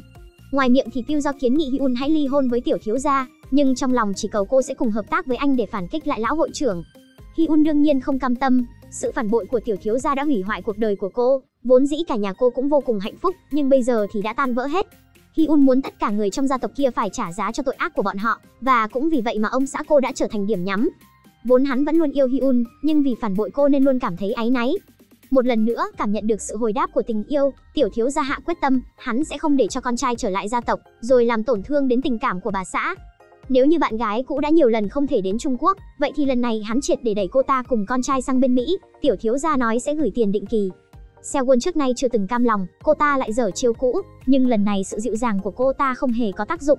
Tiểu thiếu gia thể hiện sự áy náy đối với Hyun trước mặt cô ta. Hắn nói, hắn phải dùng cả đời này bảo vệ Hyun, nhưng Seo-won đâu chịu dừng lại như vậy được. Tiểu thiếu gia đưa bà xã đến trước mặt ông nội cầu xin, anh hứa hai người sẽ nỗ lực sinh con cho gia tộc. Hyun cũng đang âm mưu tính một kế hoạch lớn, cô hứa mình cũng sẽ nỗ lực cùng tiểu thiếu gia. Mặc dù lão già hội trưởng đã chấp nhận cô cháu dâu này, nhưng vẫn thử nghiệm sự quyết tâm của tiểu thiếu gia đối với vợ mình. Anh họ đến đe dọa tiểu thiếu gia giao ra chức chủ tịch công ty sinh học, nếu không anh ta sẽ nói cho Hyun cuộc gặp gỡ của hai người là do Pyo tạo nên. Mặc dù chức chủ tịch cực kỳ quan trọng, nhưng bà xã đã không thể nào chịu nổi đả kích được nữa, nên anh ta đã quyết định nhường chức chủ tịch. Rất nhanh ngày bổ nhiệm đã tới, vị trí chủ tịch đã sắp đến tay tiểu thiếu gia, nhưng anh ta lại cam tâm tình nguyện nhường nó lại cho tên anh họ tồi tệ kia. Đối với Pyo, vấn đề này không hề lớn, nhưng lão phu nhân lại không thể nào chịu nổi sự lựa chọn của con trai bà. Tai của tiểu thiếu gia từ nhỏ đã bị mẹ làm cho biến dạng, lần này bà ta lại càng không tha cho anh, bà ta trách móc anh mê muội con đàn bà không thể sinh con. Dù phải chịu đau nhưng tiểu thiếu gia vẫn không chịu thỏa hiệp, lão phu nhân trước giờ ngang ngược quen thói, bà ta hoàn toàn không biết rằng trong nhà đã có thêm một người muốn trả thù bà ta. Hyun nói với Pyo rằng cô muốn ở lại đây để làm rõ chân tướng, vì ơn cứu mạng năm đó, anh bắt buộc phải bảo vệ cô. Pyo thẳng thắn nói rằng sự ủng hộ của anh dành cho cô chỉ vừa mới bắt đầu mà thôi. Sau đó anh tặng cho Hyun một con cờ để đối phó với lão phu nhân. Tôi sẽ cho cô tiền cấp dưỡng gấp 10 lần bình thường. Ly hôn với con trai tôi đi. Cho dù mẹ có cho con gấp 1 vạn lần đi nữa, thì con cũng không làm điều đó đâu. Cô muốn phản kích lại sao? Mẹ à, nếu như sau này mẹ còn nhắc đến chuyện ly hôn, thì con sẽ cho mẹ biết thế nào là phản kích đấy. Vẫn muốn dựa vào ông bố nghị viên của cô hả? Nhưng ông ta đã chết rồi, con đã biết được sự thật rồi mẹ. Chồng con, anh ấy không phải máu mủ của gia tộc này. Cái thóp này đã đủ khiến cho lão phu nhân phải thỏa hiệp. Nếu để cho lão hội trưởng biết được thân phận thật sự của hai mẹ con bà ta, thì chắc chắn hai người sẽ bị đuổi khỏi gia tộc. Pyo lúc này đã trở thành bên được lợi nhiều nhất. Anh đã điều tra rõ thân phận của tiểu thiếu gia từ lâu. Tiểu thiếu gia chính là con của lão phu nhân và tài xế lái xe của gia tộc. Khổ nỗi thời cơ vẫn chưa chín muồi. Sự góp mặt của Hyun vừa hay khiến kế hoạch trả thù của anh tiến thêm được một bước lớn. Nhưng dù sao đây cũng là lần đầu tiên Hyun đi đe dọa người khác. Vừa nói xong những lời độc địa, cả người cô đã phát run hết cả lên. Từ đó về sau, thái độ của mẹ chồng đối với Hyun đã thay đổi 360 độ. Việc này khiến cho tiểu thiếu gia cảm thấy ngạc nhiên. Lão phu nhân đề nghị cho con dâu vào công ty quỹ của gia tộc làm việc. Đột nhiên Pyo cảm thấy có gì đó không ổn, có nằm mơ anh cũng không ngờ được, Hyun đã đe dọa bà già kia với điều kiện như vậy. Anh nói cả gia tộc kia sẽ phải chết trong đau đớn, và bảo Hyun hãy mau chóng ly hôn, rồi đưa mẹ cô rời khỏi nơi này. Nhưng Hyun đã đi đến bước đầu tiên của việc trả thù, cô không thể quay đầu được nữa. Công ty quỹ chính là mạch máu của gia tộc, lão hội trưởng cũng không phải tên ngốc. Cháu muốn vào công ty quỹ của ta làm việc. Dạ không phải, là mẹ chủ động đề nghị với cháu. Cháu phải có thêm một đứa con, vẫn nên ở nhà đi. Lão già này rất biết cách lấy lý do để từ chối. Hyun nói rằng cô đọc được trong di ngôn của bố mình một câu như này, gia tộc của hội trưởng sẽ chăm sóc cô thật chu đáo. Sự đe dọa của cô cháu dâu làm cho lão hội trưởng kinh ngạc. Mặc dù ông ta đã đồng ý để cho Hyun vào công ty quỹ làm việc, nhưng đây là vị trí quan trọng đến mức nào chứ? Đợi Hyun đi khỏi, lão hội trưởng lập tức chất vấn con dâu, có phải cháu dâu đã nắm được cái thóp nào của cô ta không? Lão phu nhân lúc này cũng chỉ biết nói tốt cho con dâu. Cứ như vậy, Hyun vào công ty quỹ của gia tộc làm việc, chỉ có điều chức phó chủ tịch mà cô được nắm giữ, khiến dì hai trong gia tộc bất mãn vô cùng. Hai người này vốn dĩ cũng không phải người tốt gì, nhưng Hyun không hề thấy sợ hãi, bởi vì bây giờ cô không còn là con cừu, con chó chờ người ta làm thịt nữa. Chỉ khi được trở về bên cạnh gia đình, cô mới thể hiện sự yếu đuối của mình ra. Khi mẹ cô nhắc đến chuyện đứa con chết yểu của cô, Hyun đột nhiên nhớ đến một người, đó chính là Seo-won, người đã khiến cô tức đến nỗi mất đi đứa con của mình. Vì vậy Hyun phải đến tính sổ với cô ta. Cô giận dữ đùng đùng tìm đến nhà bạn gái cũ của chồng, bảo cô ta bắt buộc phải đền cho cô một đứa con. Bởi vì trước đây khi Hyun đang mang thai, Seo-won lại cố ý cho cô xem bức ảnh gia đình 3 người của cô ta, trong đó có chồng của cô. Cũng chính vì vậy nên cô mới tức đến nỗi mất con. Sự việc đến quá bất ngờ, khiến Seo-won chỉ có thể giải thích rằng cô ta làm như vậy cũng chỉ là để bảo vệ bản thân, bởi vì lão phu nhân và người trong gia tộc của cô liên tục cho người truy sát cô cùng cậu con trai. Hyun không thể tin nổi, tại sao bà mẹ chồng cô lại có thể làm chuyện như vậy? Seo-won lại nói, luật sư của gia đình có thể làm chứng, đêm đó chính anh ta là người đã cứu mẹ con hai người Seo-won, đều là người từng bị tiểu thiếu gia làm tổn thương. Cuộc gặp gỡ này khiến Hyun cảm thấy đồng cảm với Seo-won. Nhưng căn bản Hyun không hề sợ hãi bà mẹ chồng quỷ kế đa đoan kia. Cái thóp trong tay cô đã đủ để đạp đổ bà ta, nên cô lập tức yêu cầu bà ta cho cậu bé 5 tuổi kia một danh phận, và từ đây hãy buông tha cho Seo-won.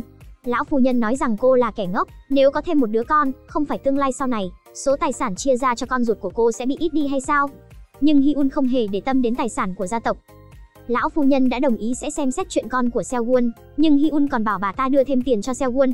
Bà ta không thể chịu được mấy cái yêu cầu ngày càng quá đáng của con dâu nữa. Lão phu nhân bắt đầu dụ dỗ tên tài xế của gia tộc, giết người để kết thúc chuỗi ác mộng này thay bà ta.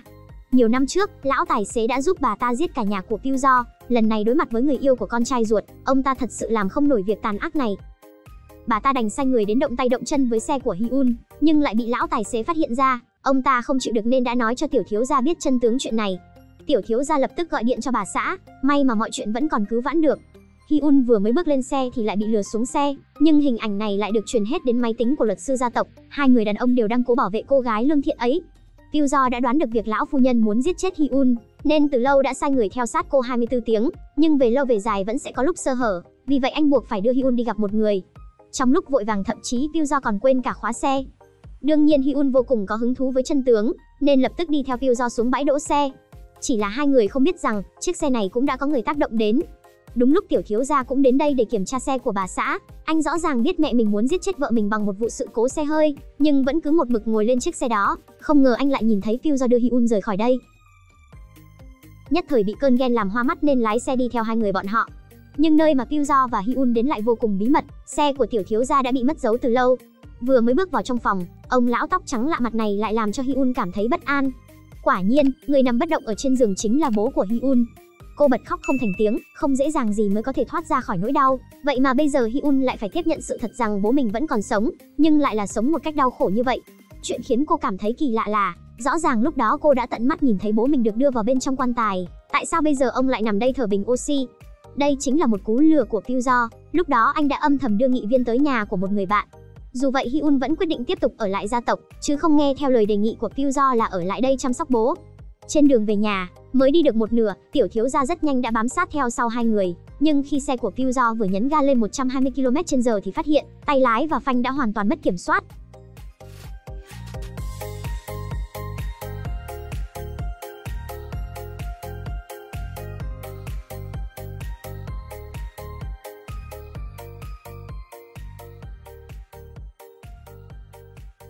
Tiểu thiếu gia đang bám theo nghe thấy tiếng xe va đập, đột nhiên anh cảm giác có chuyện không hay nên lập tức chạy xuống xe.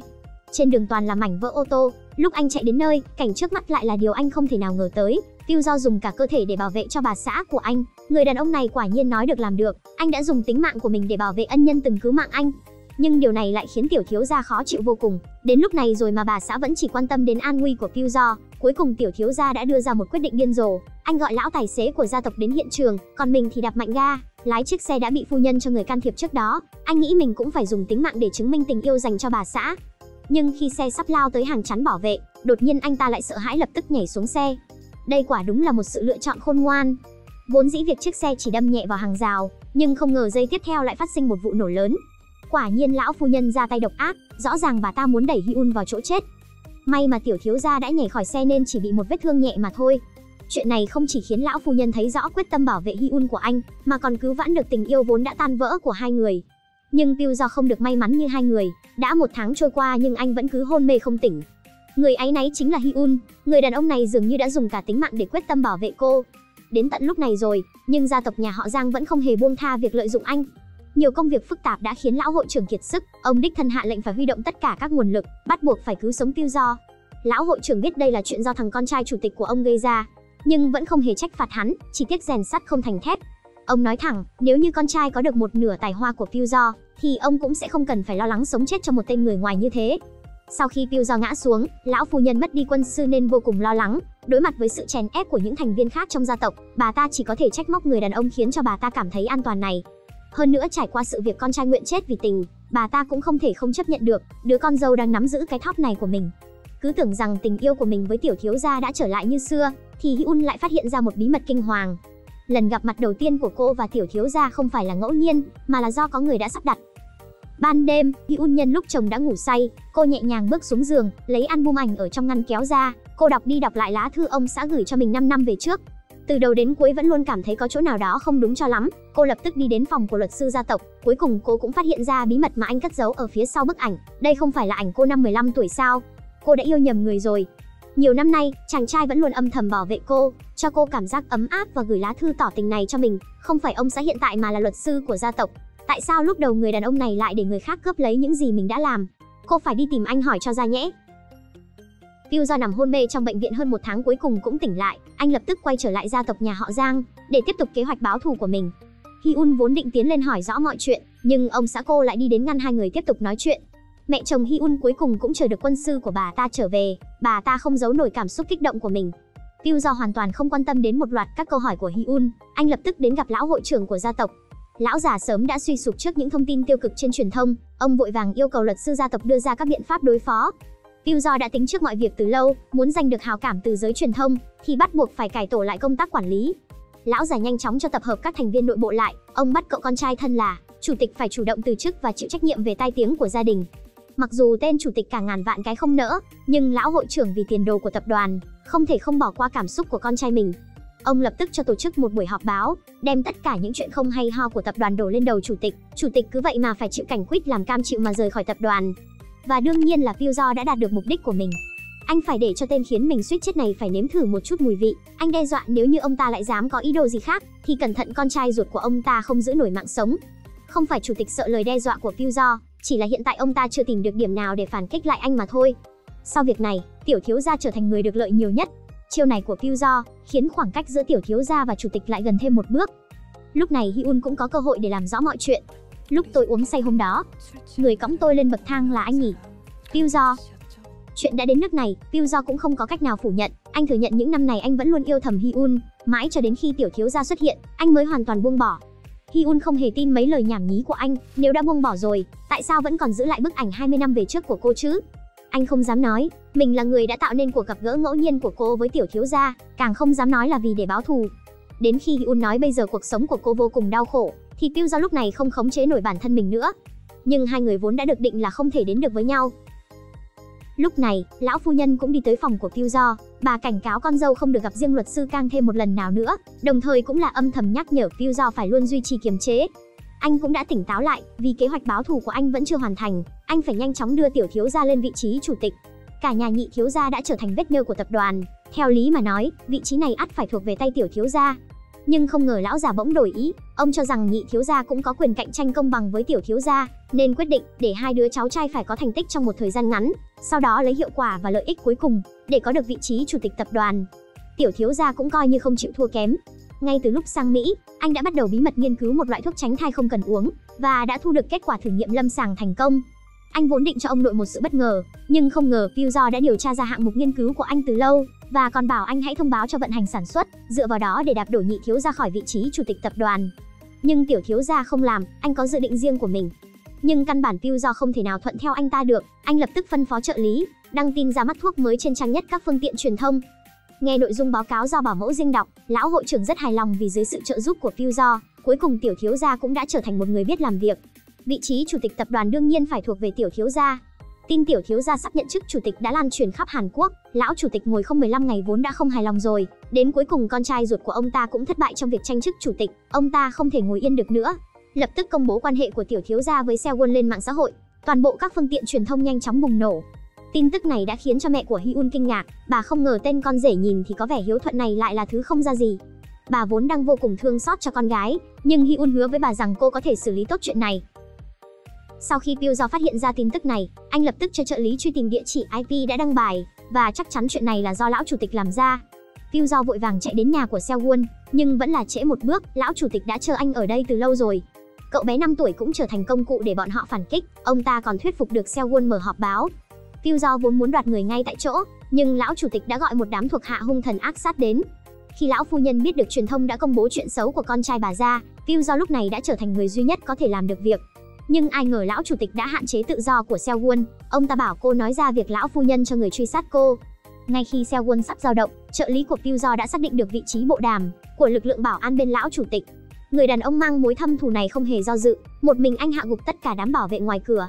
Seo-won vốn dĩ đã rất sợ người đàn ông, từng uy hiếp cô không biết bao nhiêu lần này, nhưng lần này Pyo không đe dọa cô nữa, mà là muốn cô đến ở một nơi cô có quyền tự do cá nhân, rồi bình tĩnh suy nghĩ lại xem cô có muốn mở họp báo hay không. Sau đó Pyo lập tức đưa Seo-won đến tầng cao nhất của khách sạn. Thật ra Seo-won vốn dĩ cũng rất đáng thương, cô thừa nhận làm lễ tân cho gia tộc họ Giang quá vất vả, mang thai 6 tháng vừa bị bỏ rơi lại được người ta nhặt về. Cô ta cứ tưởng rằng có thể thông qua con trai để leo lên đỉnh cao giống như Pyo, nhưng không ngờ lại suýt mất mạng. Pyo không làm khó Seo-won, anh cho cô ta đủ thời gian để suy nghĩ. Nhưng vừa mới về đến nhà, tiểu thiếu gia cảm thấy Seo-won sẽ làm ra quyết định gì đó, khiến anh không thể nào yên tâm nổi, nên anh lập tức đến khách sạn tìm Seo-won. Sau khi cánh cửa được mở ra, anh ta lập tức cho trợ lý vào ôm cậu con trai 5 tuổi đi. Chỉ vì trên mạng đã đăng tải rất nhiều tin xấu về tiểu thiếu gia, nên anh ta bắt bạn gái cũ phải giấu sự tồn tại con của hai người trước mặt giới truyền thông. Seo-won từ lâu đã chịu quá nhiều lời đe dọa của gia tộc này rồi. Cô nói rằng lời nói và hành động của cô hoàn toàn phụ thuộc vào cách cư xử của người bạn trai cũ này. Không ngờ cô đã chọc giận người đàn ông có quyết tâm trở thành chủ tịch này. Con dao anh ta cầm trong tay khiến cô cảm thấy sợ hãi. Đối mặt với người mình từng yêu sâu đậm, nhưng tiểu thiếu gia lại không hề do dự, anh ta dùng hết sức đâm Seo-won. May mà nhát dao này chỉ đâm trúng chiếc gối đằng sau Seo-won mà thôi. Seo-won không ngờ bạn trai cũ của mình lại biến thành bộ dạng đáng sợ này.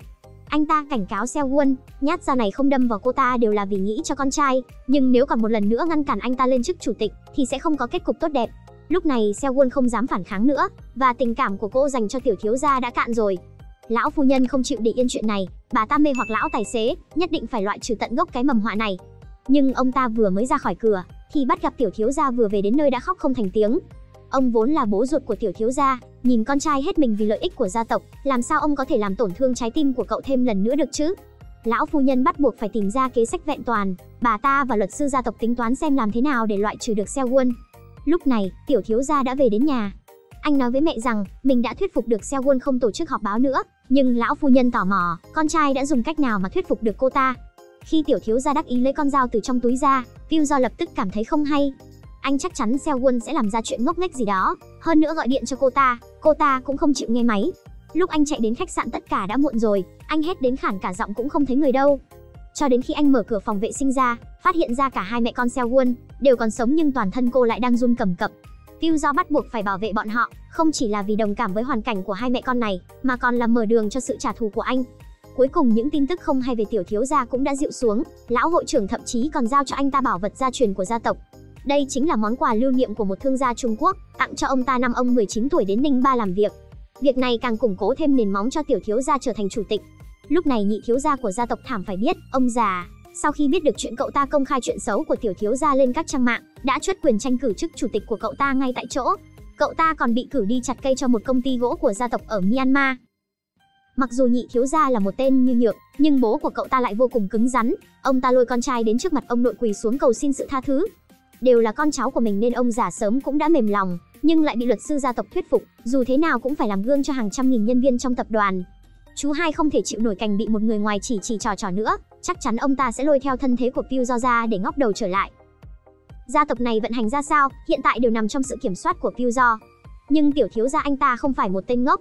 Anh ta biết rõ thân phận thật sự của Pyo nhưng lại tỉnh bơ như không biết gì. Cộng thêm sự nhắc nhở của nhị thiếu gia lại càng khiến anh ta thêm phần cảnh giác, sớm muộn gì người anh cùng cha khác mẹ đó cũng sẽ chiếm lấy vị trí chủ tịch của anh ta. Đối với Pyo mà nói, vị trí chủ tịch nhỏ bé đó sao có thể đủ thỏa mãn anh. Văn phòng báo thù của anh thành lập tới ngày hôm nay vẫn luôn thao túng cổ phiếu của cả tập đoàn. Nhưng điều ngoài ý muốn là, không ngờ tiểu thiếu gia lại tìm thấy căn cứ của bọn họ, và còn cố gắng lôi kéo trợ lý của anh làm việc cho anh ta. Pyo biết tiểu thiếu gia đã có dự định phản kích lại mình, vậy nên anh cũng phải dạy dỗ cậu ta một chút. Anh định tuyên bố cuộc hôn nhân của tiểu thiếu gia và Hyun là do một tay anh sắp xếp. Lúc này tiểu thiếu gia mới lo lắng, hiển nhiên Pyo không phải chỉ dọa miệng anh ta, lúc anh ta còn chưa kịp có bất kỳ phản ứng nào, Pyo đã hẹn gặp Hyun. Anh không chỉ không nhận cuộc gọi của tiểu thiếu gia, đến điện thoại của Hyun anh cũng tắt ngang. Vì muốn cho Hyun hiểu rõ chân tướng một chút, anh trực tiếp mở cửa văn phòng báo thù của mình. Hyun hoàn toàn chết lặng trước hành động này của anh.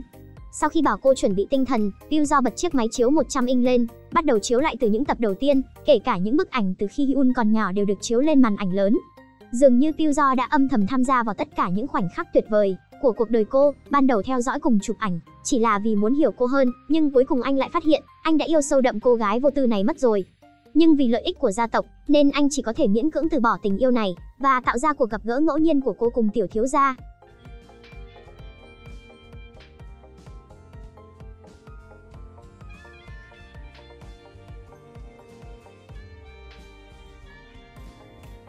Thế giới của Hyun đã tan vỡ không biết bao nhiêu lần, tất cả đều do người đàn ông trước mắt này gây ra, cũng chính là mối tình đầu cô cất giấu cùng tìm kiếm bao năm nay.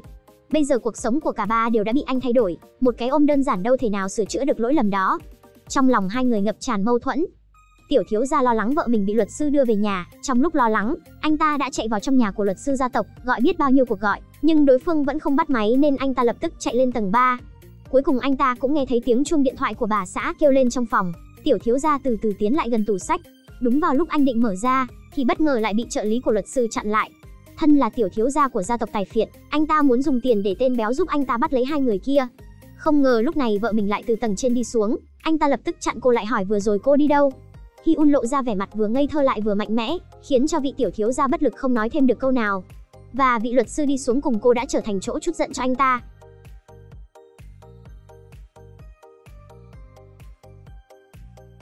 Vốn anh ta định đấm thêm một cú nữa nhưng lại bị Hyun chặn lại. Cô bảo anh ta nhanh đưa mình về nhà. Hai người tuy chưa làm chuyện gì trong phòng, nhưng luật sư đã nói cho Hyun một sự thật. Hôn nhân của cô ấy và tiểu thiếu gia là cố ý sắp đặt, giấu vợ 5 năm cuối cùng vẫn là bị phát hiện. Anh ta vô cùng hối hận, muốn cùng vợ bắt đầu lại từ đầu. Hyun không thể tiếp tục cuộc hôn nhân được sắp đặt dựa trên lợi ích này được nữa, và muốn chồng chuẩn bị tốt để ly hôn. Cô ấy sẽ đi làm rõ một chuyện, người bố nghị sĩ nằm ở bệnh viện không thể nói chuyện. Rốt cuộc có phải là cựu chủ tịch hãm hại hay không? Cô đem đoạn ghi âm mà Pyuzo đã đưa cho cô để trước mặt cựu chủ tịch. Tuy nhiên trong đoạn ghi âm là ông ấy đã xúi giục nghị viên tự sát, nhưng ông ta căn bản không biết sợ, còn nổi giận mắng cháu dâu đừng đến đây uy hiếp ông ta, nên đem đoạn ghi âm này đến viện điều tra. Hyun cảm thấy rất sốc trước sự kiêu ngạo của ông già, không thể chịu được nữa liền đứng lên rời khỏi đây. Trong cơn tức giận cô ấy đem điện thoại đến sở cảnh sát, tuy nhiên vẫn còn canh cánh trong lòng hành động của Pyuzo, nhưng người đàn ông này đã ngăn cô lại. Ông già đó kiêu ngạo như vậy là vì đã biết tin tức nghị viên đó vẫn còn sống, cho dù có điều tra ra thì nhiều nhất cũng chỉ là xúi giục nghị viên tự sát. Điều này cũng trở thành điểm khởi đầu để Hyun tha thứ cho Pyuzo. Cô đến tìm trợ lý của bố, từ đây cô biết được bố cũng đang lợi dụng mình. Lúc đầu cam tâm tình nguyện dùng hôn nhân của con gái để đổi lấy sự bầu cử của gia tộc, Hyun không dám tin bố mình vì chiếc ghế thị trưởng mà không tiếc bán mình cho gia đình tài phiệt. Vậy việc tự sát kia chỉ có thể trách mình tự chuốc vạ vào thân. Cô không muốn báo thù nữa, cô muốn đi tìm chồng ngả bài. Nếu cả thế giới đều đang lợi dụng mình, cả gia tộc sẽ phải dùng một số tiền lớn để bồi thường cuộc sống đã bị hủy hoại của cô. Tiểu thiếu gia có thể chấp nhận bồi thường tài chính, nhưng không thể nào chấp nhận sự ra đi của người vợ. Hy vọng sau khi tất cả lời nói dối được phơi bày, thì sẽ bắt đầu trung thực, tin tưởng lẫn nhau. Hyun lấy ra đoạn ghi âm cuộc trò chuyện giữa bố và ông anh ấy, biết được sự thật, anh ấy cảm thấy vô cùng có lỗi, chỉ có thể không ngừng nói xin lỗi. Chuyện đi đến ngày hôm nay đã không còn có thể xoay chuyển được Hyun. Nếu chuyện ly hôn không thể thỏa thuận thì chỉ có thể dựa vào pháp luật. Cô ấy muốn sống cho mình một lần, theo đuổi cảm xúc thật sự bên trong của mình. Sớm đã điều tra ra được lý do tại sao Pyuzo lợi dụng mình, đó chính là báo thù kẻ đã hại chết bố mẹ và anh trai anh ấy. Cô ấy muốn Pyuzo buông bỏ hận thù, cùng nhau rời xa cái nơi rắc rối này. Nhưng con đường báo thù của người đàn ông này đã đi quá xa rồi, đã định sẵn là phải cô độc đến già, cho dù mối tình đầu có ấm áp thế nào đi nữa, cũng không thể làm cho anh ấy thoát ra khỏi hận thù. Sự thay đổi của tiểu thiếu gia càng làm tăng tốc độ trả thù của anh ấy. Đợi đến ngày Pyuzo giúp anh ta ngồi lên ghế chủ tịch, thành công lấy được quyền bổ nhiệm nhân sự, ngay lập tức bảo vị thiếu gia thứ hai đang ở Myanmar xa xôi quay về gia tộc và giao cho anh ta chức vị phó chủ tịch. Có thể thấy anh em nhà này sẽ liên thủ đối phó với Pyuzo. Anh ta tìm cựu chủ tịch cáo trạng, ông già tuy là trách tiểu thiếu gia đã tha thứ cho những kẻ ông ta phải trừng phạt, nhưng hai anh em biết rằng tất cả đều là do một tay Pyuzo làm ra. Tiểu thiếu gia lập tức điều động nhân sự, điều Pyuzo đến Mỹ với tư cách là quản lý. Đã đến lúc anh ấy phải phản kháng rồi. Đeo chiếc vòng cổ mà năm đó bố anh ấy để lại, mang theo chứng cứ phạm tội của cựu chủ tịch mà anh ấy đã thu thập suốt 10 năm, đứa cháu đã biến mất 20 năm tối nay đã quay nhận tổ quy tông. Ông già mở chiếc vòng cổ có 102 ra, nhìn thấy bức ảnh bên trong khiến ông ấy vô cùng sốc. Đây không phải là con trai đã chết và là cháu trai sao? Lập tức hỏi anh ấy từ đâu mà lấy trộm được nó. Pyuzo chỉnh lại quần áo rồi từ từ đứng dậy. Ông nội. Tiếng gọi ông nội này khiến ông già như hít phải gió Tây Bắc. Pyuzo dùng thân phận cháu trai cả của gia tộc kính cẩn nghiêng mình cúi đầu với cựu chủ tịch. Ông già này có nằm mơ cũng không nghĩ đến, vị luật sư toàn năng ẩn nấp trong gia tộc suốt 20 năm nay lại là đứa cháu ngoài giá thú bị ông ta ném sông mà không chết. Hai ông cháu nhìn nhau đầy tình cảm suốt 10 tiếng, sau đó vẫn là ông già lên tiếng trước, hỏi ý đồ của Pyuzo. Anh ấy nói thẳng, chỉ cần chủ tịch cho anh ấy một cái bảo đảm, mua lại cổ phiếu của gia tộc ở ngân hàng lớn nhất Hàn Quốc. Ông già đương nhiên là cảm thấy đây là chuyện viển vông. Chứng cứ từ năm 2008 đến 2017 chính là mục đích Pyuzo giấu thân phận trong suốt 20 năm. Cậu đây là đang uy hiếp tôi sao? Hả? Đúng vậy. Ông già rõ ràng là sợ, nhưng ông ta muốn trước tiên là hai người xét nghiệm DNA. Hôm đó trời vẫn còn chưa sáng, hai ông cháu ở sau lưng mọi người đến bệnh viện của gia tộc. Vì để cả hai bên không giở trò, nên đã thu hết điện thoại lại. Sau khi đợi 8 tiếng cuối cùng cũng có kết quả xét nghiệm 99% tương đồng. Lần này ông già bình tĩnh hơn nhiều, hỏi anh khi đó làm sao có thể tiếp cận gia tộc được. Piu Do không ngần ngại mà kể lại. Một vụ va chạm giao thông bình thường lại liên quan đến mối thù truyền kiếp giữa hai gia tộc. Người lái xe là con một gia đình giàu có mới học cấp 3, anh ta không thể nào chấp nhận cha mình đột nhiên mất, thế là uống rượu lái xe muốn tự tử. Chủ nhân của chiếc xe bị tông là thành viên của một băng đảng xã hội đen ở Hàn Quốc. Vì không có tiền bồi thường nên học sinh cấp 3 này bị bắt trói lại, biết được đây là tiểu thiếu gia gia đình tài phiệt nên đã quyết định tống tiền. Nhưng mà cậu bé này không dám xin tiền của gia đình, cho nên bọn chúng chỉ có thể để cậu bé chết đói. Cậu nhóc xã hội đen nhân từ này tên là Piu Do, nhìn thấy tiểu thiếu gia bị bỏ đói mấy ngày liền cảm động. Nhưng khi nghe thấy tên của bố cậu nhóc kia, Piu Do sững sờ tại chỗ, cậu học sinh cấp 3 trước mặt này, không phải là anh em cùng cha khác mẹ của mình sao? Nhưng lại không dám thừa nhận thân phận, chỉ vì mình là con riêng. Gia tộc này nhiều năm trước đã vứt cậu ấy và em trai vào hồ, may mắn mà cậu có thể sống sót. Cậu quyết định sẽ thả tên nhóc này ra. Còn chưa chạy trốn được liền gặp phải lão đại của Piu Do. Vốn dĩ muốn che chở cho em trai, để nó đi trước nhưng chỉ với chút sức lực làm sao cản được một tên béo chứ. Tên béo kia vừa bắt được tiểu thiếu gia liền lấy con dao găm từ trong quần áo ra đâm vào bụng tên béo. Piu Do không ngờ em trai lại dám làm thế. Hai đứa nhóc cứ như thế bị đem vào viện điều tra, tên béo bị thương cũng đến phối hợp điều tra. Một hành động đơn giản của quản gia đã làm cho cậu nhóc kia nhìn thấy hy vọng được thả ra. Điều tra viên hỏi tên mập kia kẻ đã đâm ông ta, bất ngờ tên mập kia chỉ tay vào Piu Do, có lẽ đó là sức mạnh của nhà tài phiệt, cho dù cậu nhóc đó có hét lên khàn cả giọng, cũng không có ích gì, vì thế Piu Do đã phải ở tù 2 năm. Và tất nhiên cậu nhóc đó sẽ không bị thuyết phục. Sau khi ra ngoài, cậu đã âm thầm bảo vệ tiểu thiếu gia suốt một thời gian. Piu Do chịu đủ các loại cực khổ, từ nhỏ đã rất giỏi đánh nhau, khi là học sinh cấp 3 đã có thể đánh bại cả chục người. Bản lĩnh của cậu khiến cho tiểu thiếu gia thấy khiếp sợ. Thấy tiểu thiếu gia muốn bỏ chạy, cậu liền kéo lại. Tiểu thiếu gia thấy vô cùng sợ hãi, nhưng không ngờ một người như thế lại quỳ trước mặt mình. Tiểu thiếu gia, chúng ta làm bạn đi. Thế là tiểu thiếu gia đã để cho cậu ấy làm một vệ sĩ. Rất nhanh tiểu thiếu gia đã đưa cậu ấy về nhà mình. Lão phu nhân biết cậu ấy đã thay con trai mình ngồi tù, và Piu Do trời sinh đã rất thông minh, nên đã quyết định giữ đứa trẻ mồ côi này ở lại. Nhưng vào một đêm, Piu Do cầm một con dao đến phòng lão phu nhân. Cậu ấy biết chính bà mẹ kế này đã vứt cậu ấy và em trai vào hồ. Chính vào giây phút cậu ấy do dự, lão phu nhân liền tỉnh lại, còn tưởng rằng đứa bé nghèo này muốn trộm tiền, nên đã quyết định bỏ tiền cho cậu ấy đi học luật, để giúp đỡ con trai mình ngồi lên vị trí chủ tịch tập đoàn của gia tộc. Nháy mắt đã 20 năm trôi qua, tôi cũng kể được 15 tập rồi. Piu Do muốn khống chế sản nghiệp của cả gia tộc này.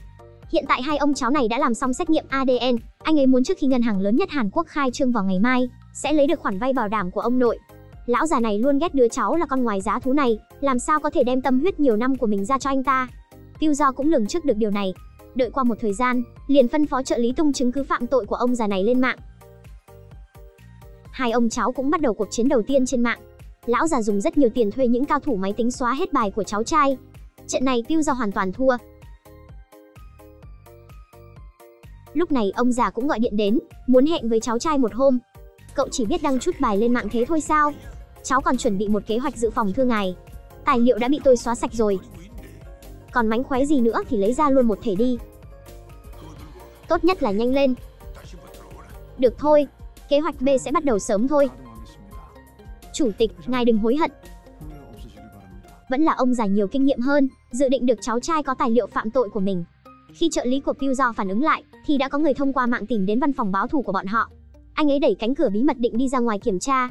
Vừa đi ra hành lang đã bị đối phương dùng một búa hạ gục. Mấy người giả trang thành công nhân vệ sinh xách mấy cái túi lớn lao lên, bất chấp thứ chất lỏng màu đỏ chảy ra từ đầu tên mập kia. Họ dùng cách riêng để mở két ra, chẳng bao lâu các văn kiện đã chất đầy mấy bao tải, suýt nữa thì không chất nổi vào cốp xe. Mà lúc này Piu Do cũng vội vàng trở về. May mắn tên mập thịt nhiều nên không có chết. Tuy rằng văn phòng báo thù bị dọn đi sạch, nhưng mà người của ông già này vẫn bỏ qua một chiếc cốc nhìn thì tầm thường, bởi vì bên trong vẫn còn một chiếc USB. Hai ông cháu sau lưng đánh đến ông chết tôi sống, nhưng những người trong gia tộc vẫn điềm nhiên như không. Nhưng ông già vẫn là tính sai rồi, khi đại hội kết thúc, vừa bước chân ra khỏi cánh cửa tập đoàn liền bị vô số có đoàn phóng viên bao vây. Chủ tịch tập đoàn lớn thứ nhất thứ nhì Hàn Quốc, vậy mà vi phạm hàng loạt tội. Các phương tiện truyền thông cả nước bắt đầu đăng tin, rõ ràng Piu Do lên kế hoạch vô cùng hoàn hảo. Ông già vừa về đến nhà ngay lập tức liền nhận được lời mời điều tra. Không chỉ như vậy, lần này đến những lão già phía trên cũng không dám bảo vệ ông ta. Piu Do tuy là mất đi văn phòng báo thù, nhưng may mà vết thương trợ lý cũng không nghiêm trọng lắm.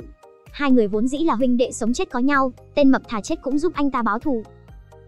hai ông cháu lại gặp mặt riêng. Lần này ông già đã hoàn toàn mất đi thái độ kiêu ngạo trước đây, lập tức gọi điện cho giám đốc ngân hàng, muốn làm bảo đảm cho Peugeot. Trước khi lấy đủ tiền phải để tiểu thiếu gia trở thành chủ tịch tập đoàn. Mục đích của Peugeot rất đơn giản, tiểu thiếu gia vốn dĩ không phải cháu ruột của ông già, đợi khi anh ta trở thành chủ tịch sẽ đem thân phận công khai. Peugeot với một lượng lớn cổ phiếu trong tay, thêm thân phận là trưởng tôn sẽ càng dễ dàng kiểm soát được toàn bộ gia tộc. Nhưng mẹ con hai người này lại không biết mục tiêu cuối cùng của anh ấy, cũng không biết anh ấy đã uy hiếp cựu chủ tịch nên đã hết mình hợp tác. Trước khi thân phận của anh ta bị lộ, bắt buộc phải đuổi cha ruột của tiểu thiếu gia. Tên tài xế đã che giấu thân phận suốt 10 năm này, còn chưa đợi được con trai gọi mình một tiếng bố đã về chầu Diêm Vương.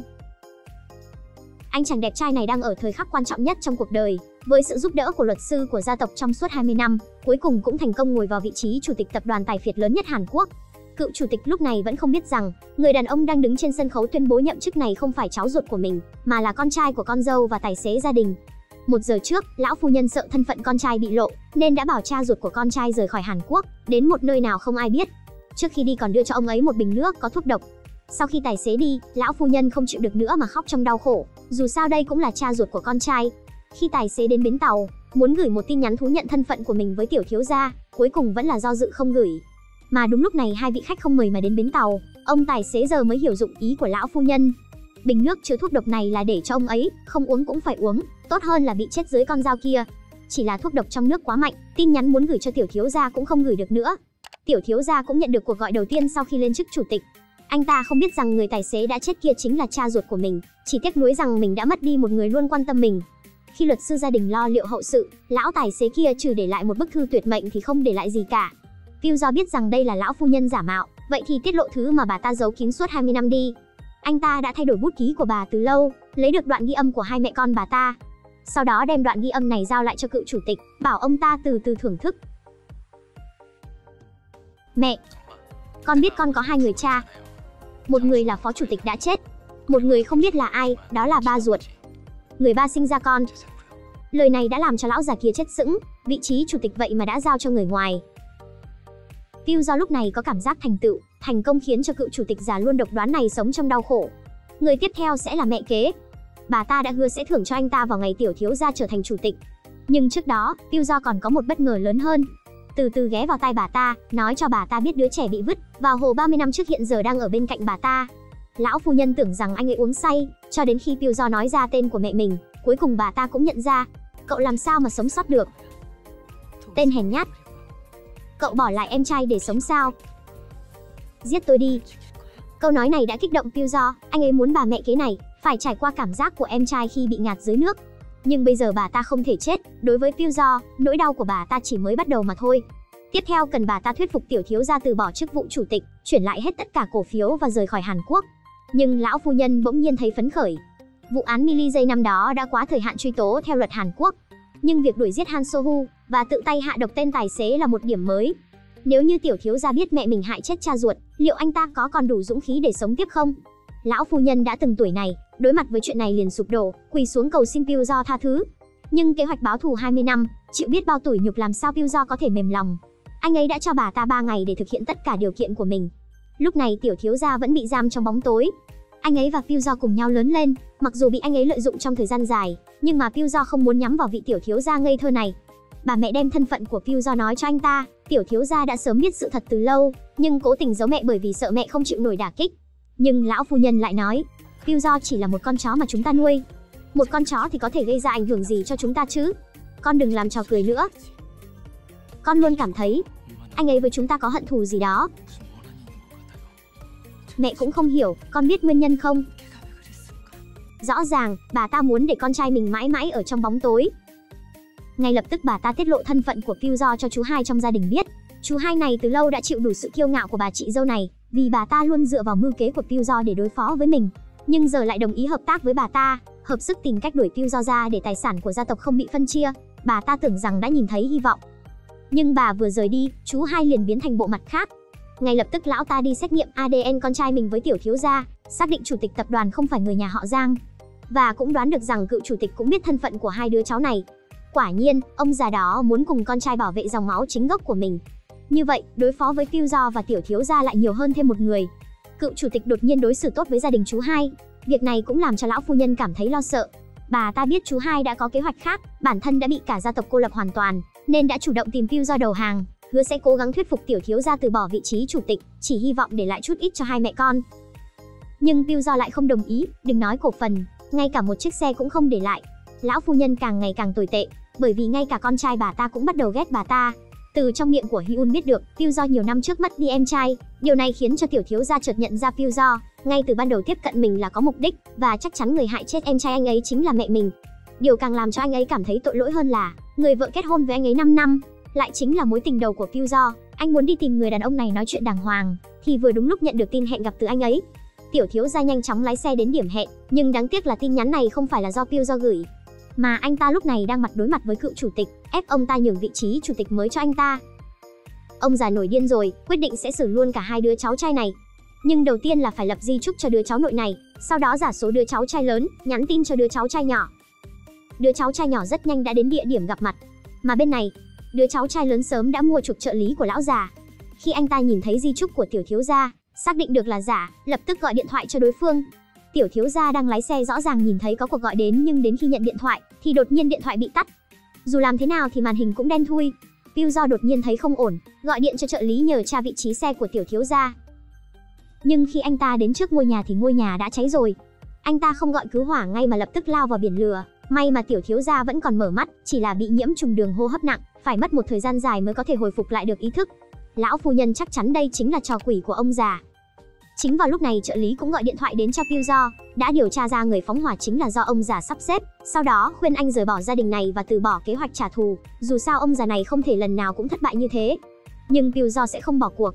Ở trước mặt ông già vạch trần ông ta, muốn một mũi tên trúng hai đích, và bảo ông ta bãi nhiệm chức vụ chủ tịch của tiểu thiếu gia, để cho anh ta đảm nhận chức vụ chủ tịch tập đoàn. Lão già đương nhiên không đồng ý. Cậu là con ngoài giá thú mà lại muốn làm chủ tịch tập đoàn sao? Tôi không có thời gian nói chuyện với ông đâu. Ngoài những hành vi phạm lỗi trước đây của ông, tôi cũng nằm trong danh sách vi phạm pháp luật của ông, thêm tội âm mưu giết hại cháu trai. Ông nghĩ cho kỹ vào.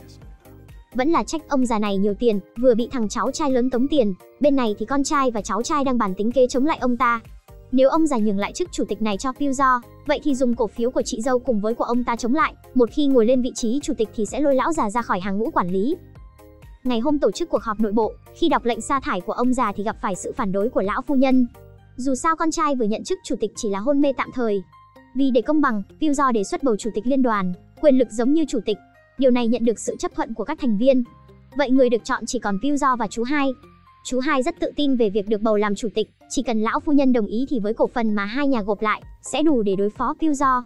Nhưng họ đã đánh giá thấp người đàn ông đã che giấu thân phận suốt 20 năm. Chánh văn phòng xác nhận hai người đều có cổ phần ngang nhau. Vì lão phu nhân từ sớm đã giao cổ phần của mình cho anh ta, Pyu Do còn nói cho bọn họ biết, vẫn còn một khoản vay từ chủ tịch cũ giúp anh ta mua cổ phiếu. Điều này khiến cho cả nhà vô cùng lo lắng. Cựu chủ tịch biết mình bị lừa nhưng không thể làm được gì, lão phu nhân lại càng hối hận. Vốn dĩ vị trí chủ tịch sẽ thuộc về anh ta, nhưng không ngờ tiểu thiếu gia lại tỉnh lại vào lúc này và muốn gặp Pyu Do. Hai người cùng nhau lớn lên từ nhỏ, bây giờ cũng bắt đầu cạnh tranh. Tiểu thiếu gia có thể chủ động nhường lại vị trí chủ tịch, đổi lấy sự tha thứ cho mẹ. Nhưng Pyu Do vẫn bất động, anh ta muốn nhìn thấy lão phu nhân và cựu chủ tịch rơi xuống vực sâu. Điều này làm cho tiểu thiếu gia cảm thấy bất lực. Để tôi chết đi là được rồi, tại sao phải cứu tôi? Tôi cũng không muốn cứu cậu, đừng đa tình nữa. Nếu cậu chết, tôi sẽ bị đổ lỗi. Rõ ràng Pyu Do không còn là luật sư ngoan ngoãn ở bên cạnh tiểu thiếu gia nữa. Anh ta nhất định phải giành được vị trí chủ tịch tập đoàn. Vì để tiêu diệt đối thủ, anh ta vạch trần bằng chứng trốn thuế của chú hai trước mặt truyền thông. Trước những chứng cứ ấy, chú hai phải chịu ngồi tù 1 năm. Người duy nhất bây giờ ông già tin tưởng bước vào phòng, rõ ràng biết đây là chuyện mà đứa cháu trai ngoài giá thú làm, nhưng ông lại không thể làm gì. Pyu Do trở thành ứng cử viên duy nhất, họ chỉ có thể bỏ phiếu ủng hộ hoặc phản đối. Đại hội cổ đông rất nhanh đã diễn ra, trợ lý vốn dĩ cũng là một cổ đông, nhưng anh ta đến là để giúp Pyu Do tìm hiểu tình hình của các lá phiếu. Tất cả cổ đông trong gia tộc đều bỏ phiếu phản đối, 40% là ủng hộ, 47% là phản đối. Kết quả như vậy khiến cho Pyu Do cảm thấy lo lắng, ngay lập tức đi tìm cựu chủ tịch tính sổ. Xin chủ tịch, hãy bỏ cho tôi một phiếu. Cậu nghĩ nhiều rồi. Lão già này nằm mơ cũng không nghĩ đến, bản thân mình dùng tài khoản giả mua cổ phiếu đã bị Pyu Do điều tra ra. Nếu như không đồng ý bỏ phiếu, sẽ trực tiếp công bị ông ta, làm tổn hại đến lợi ích của các cổ đông. Lúc này lão già mới gọi chánh văn phòng đến bỏ phiếu cho Pyu Do. Cứ như vậy, giấc mơ ngồi lên vị trí chủ tịch cuối cùng cũng rơi vào tay anh ấy. Nhưng anh ta làm việc không hề giả dối, mà rất khổ tâm nghiên cứu chế độ quản lý doanh nghiệp tiên tiến, muốn dần dần đuổi dì bảy cô tám ra khỏi ban quản lý. Nhưng tâm huyết nhiều năm của lão già này, bị đứa cháu ngoài giá thú này lấy đi làm sao có thể cam tâm. Ông ta muốn từng bước lấy lại cơ đồ của mình, nên đã chuẩn bị cho người đến diệt khẩu nghị viên vẫn còn sống. Ông ta đã cử mấy người mặc áo đen đột nhập vào nhà nghị viên, nhưng trong đó trống rỗng, xem ra nghị viên sớm đã chuyển đi khỏi nơi này. Tuy nhiên những cái này không phải Pyu do sắp xếp mà là Hyun. Cuối cùng kế hoạch vẫn thất bại. Ông già này bắt đầu chấp nhận đứa cháu trai trước mặt cũng gian xảo giống như ông ta. Ông ta đã đưa cho Pyu do xem bức thư mà mẹ anh ấy để lại. Từng chữ trong bức thư đang khuyên con trai mình từ bỏ đi hận thù, phải sống một cuộc sống hạnh phúc. Đây cũng là ông già ám thị Pyu do quên đi quá khứ, mà quản lý tốt sản nghiệp của gia tộc. Nhưng tất cả đều không kịp nữa rồi. Người nghị viên đang hồi phục bất ngờ tung video lên mạng, tiết lộ một số bí mật không ai biết khiến cho cả Hàn Quốc dậy sóng. Điều này chắc chắn cũng khiến cho gia đình tài phiệt tan rã. Đầu tiên xem phản ứng của Pyu do trước. Rõ ràng Pyu do biết trong điện thoại của nghị viên có đoạn ghi âm điểm yếu của mình, nhưng vẫn ủng hộ ông ấy tiết lộ bí mật. Hyun cuối cùng cũng hiểu Pyu do là muốn phá hủy hoàn toàn gia tộc kia, còn bản thân chịu tội anh cũng cam lòng. Còn tiểu thiếu gia ở bên này không ngờ tới chuyện cha vợ mình còn sống. Buồn cười hơn là trước đó anh ta còn khóc trước một bức chân dung. Pyu do lại nói với tiểu thiếu gia rằng anh ta cũng không hiểu chuyện gì đang xảy ra cả. Tiểu thiếu gia cũng nhận ra sự ngu ngốc của mình, IQ của anh ấy bị cả nhà sát muối lên rồi. Anh ấy đem vật gia truyền trả lại cho ông nội. Trong cuộc tranh giành quyền lực này, tiểu thiếu gia sẵn sàng cúi đầu. Anh ta đi tìm bạn gái cũ để kể lể khó khăn. Seo-won sớm đã nhìn thấy các bài báo trên các phương tiện truyền thông. Vui mừng vì mình là người ngoài, nhưng tiểu thiếu gia chắc chắn là rất áy náy. Hy vọng con trai vẫn tiếp tục đặt theo họ Seo-won. Sau khi bán cổ phiếu chắc chắn sẽ chia cho hai mẹ con. Chỉ là mối quan hệ của hai người họ không còn có thể quay lại. Câu chuyện lại quay về bên cạnh lão già này. Con trai cuối cùng cũng được thả ra sau khi nộp phạt. Vì để bảo vệ mình, ông ta mong con trai nhận hết tội về mình. Dù sao thì một lão già cũng không thể ở trong tù những ngày tháng cuối cùng. Chú hai vừa mới ra khỏi đó nên không muốn lại vào đó. Ông ta muốn phản kháng lần cuối nên tìm đến chị dâu để hợp tác. Nhưng bà già này cũng đã có kế hoạch của riêng mình, nên không muốn đứng chung thuyền với chú hai nữa. Chú hai không còn cách nào khác, chỉ có thể cắt cử người tài xế 20 năm của mình đi diệt khẩu tên nghị viên. Chỉ là tên nhóc này vừa đâm một dao xuống nhưng phía dưới đó không có một ai. Pyu do đã dự liệu trước được việc này khi chú hai ra tù, nên anh đã đợi sẵn ở đây từ sớm. Chú hai cũng là vì bảo vệ con trai mình mà làm thế, bởi vì nhị thiếu gia trước đây đã từng xúi giục nghị viên tự sát. Pyu do lại lần nữa nắm được điểm yếu của chú hai, sớm muộn gì cũng đem tội ác của ông ta ra cho cơ quan điều tra. Sau chuyện này thì gia đình chú hai đã không còn ý định phản kháng Pyu do. Giờ đến lượt lão phu nhân lên sàn. Tiểu thiếu gia muốn mẹ cùng mình mai danh ẩn tích, đi Thượng Hải mua một căn nhà an dưỡng tuổi già, nếu mà nhàm chán có thể tìm một công việc để làm. Nhưng lão phu nhân không cam tâm, có cơ hội đứng ở vị trí cao hơn tại sao phải từ bỏ. Bà ta nhất định phải kéo Pyu do xuống khỏi vị trí chủ tịch. Lợi dụng sức nóng của vụ nghị viên, bà ta công khai danh tính đứa con ngoài giá thú của Pyu do với truyền thông, nói rằng anh ta đã tính kế để trở thành chủ tịch. Khi tin này xuất hiện, cổ phiếu ngay lập tức xuống dốc. Pyu do quyết tâm tung ra con át chủ bài trong tay, bảo trợ lý tung bằng chứng lão phu nhân hạ độc tài xế gia đình cho cơ quan điều tra. Lão phu nhân vừa về tới nhà đã được các điều tra viên gọi điện đến. Không ngờ là tiểu thiếu gia vừa về đến nhà nghe máy, biết được người tài xế luôn quan tâm mình là bị mẹ hạ độc, điều này khiến anh ấy gần như gục ngã.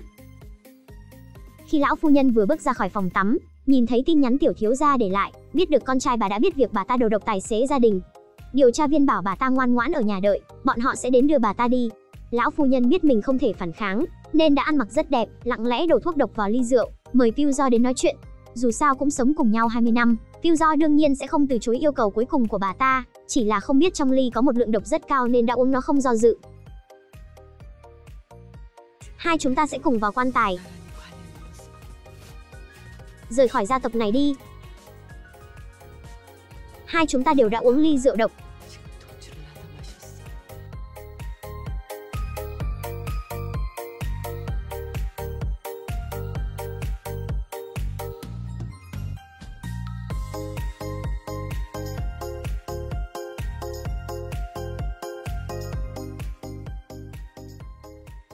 Kỹ năng diễn xuất của tôi không tồi chứ.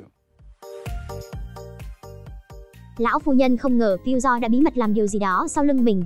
Hóa ra trước khi Pyu do vào phòng đã bị trợ lý của lão phu nhân chặn lại. Bảo mẫu bảo nhìn thấy phu nhân đang tìm một chai lọ gì đó màu đen, đoán rằng đó là thuốc độc nên đã bảo bảo mẫu vứt đi. Điều đáng sợ ở người đàn ông này đó là nhiều tiền, người trong cả gia tộc đều bị anh ta mua chuộc với giá cao. Bọn họ đều tiêu tiền không phải nghĩ, và lão phu nhân thua vì quá keo kiệt. Pyu do sẽ không để bà ta chết một cách dễ dàng như thế, mà muốn đích thân để bà ta trải nghiệm phần đời còn lại, giống như anh ta đã từng sống. Sau khi sỉ nhục y quy của bà ta, anh ấy quay người rời đi, nhưng không biết rằng tiểu thiếu gia đang cầm súng chĩa vào anh ta. Pyu Do biết rằng tiểu thiếu gia không dám bắn, nhưng người đàn ông này đã dứt khoát bóp cò để bảo vệ mẹ mình.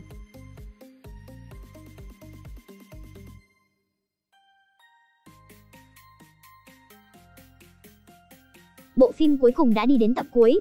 Những nhân vật xuất hiện một cách khó hiểu ở tập đầu thì ở đây lại gặp lại họ. Sau khi tiểu thiếu gia dùng súng tấn công nhưng không bắn vào Pyu Do, mà khi anh ta do dự, lão phu nhân ở đằng sau lại cầm lọ màu đen lên tay chuẩn bị uống, thì Pyu Do giật lấy khẩu súng bắn vào tay bà ta.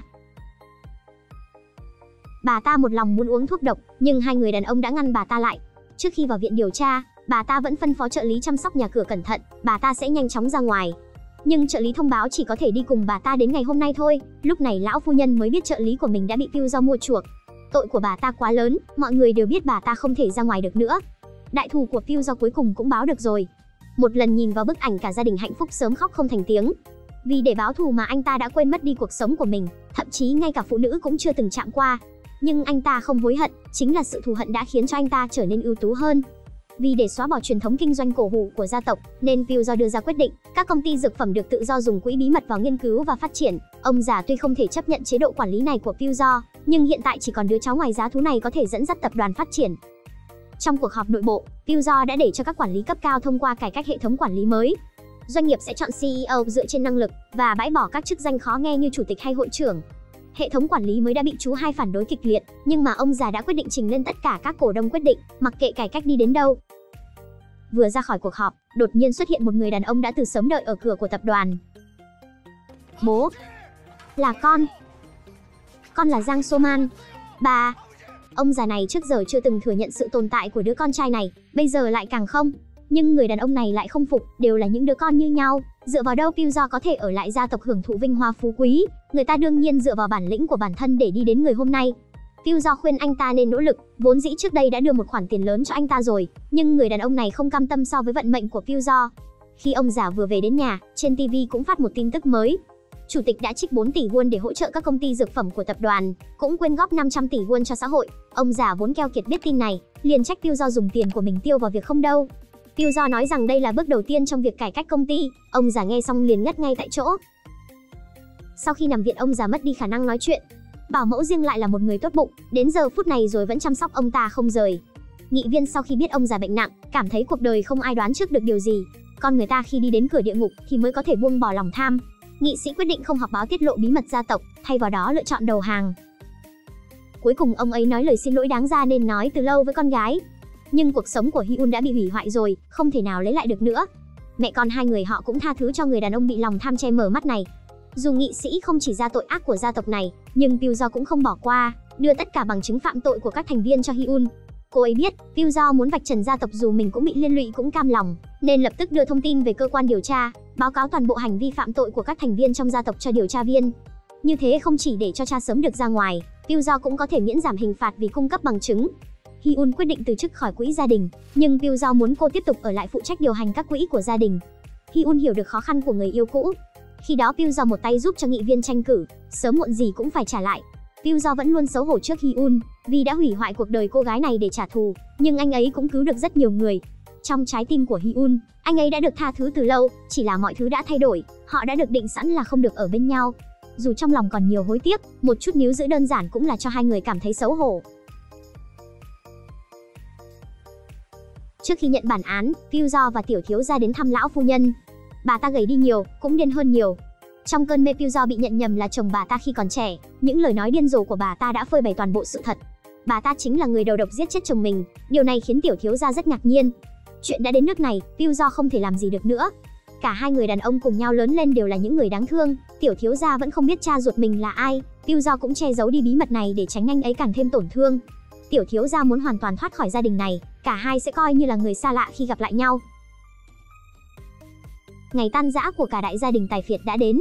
Khi chiếc búa được đập xuống, Pyu Do 3 năm tù, lão già đó 7 năm, chú hai 7 năm, nhị thiếu gia 1 năm. Pyu Do lần này quang minh chính đại, không phải vì tiểu thiếu gia mà chịu tội thay. 3 năm chớp mắt trôi qua, anh ấy vẫn khuôn mặt ấy quay lại tập đoàn.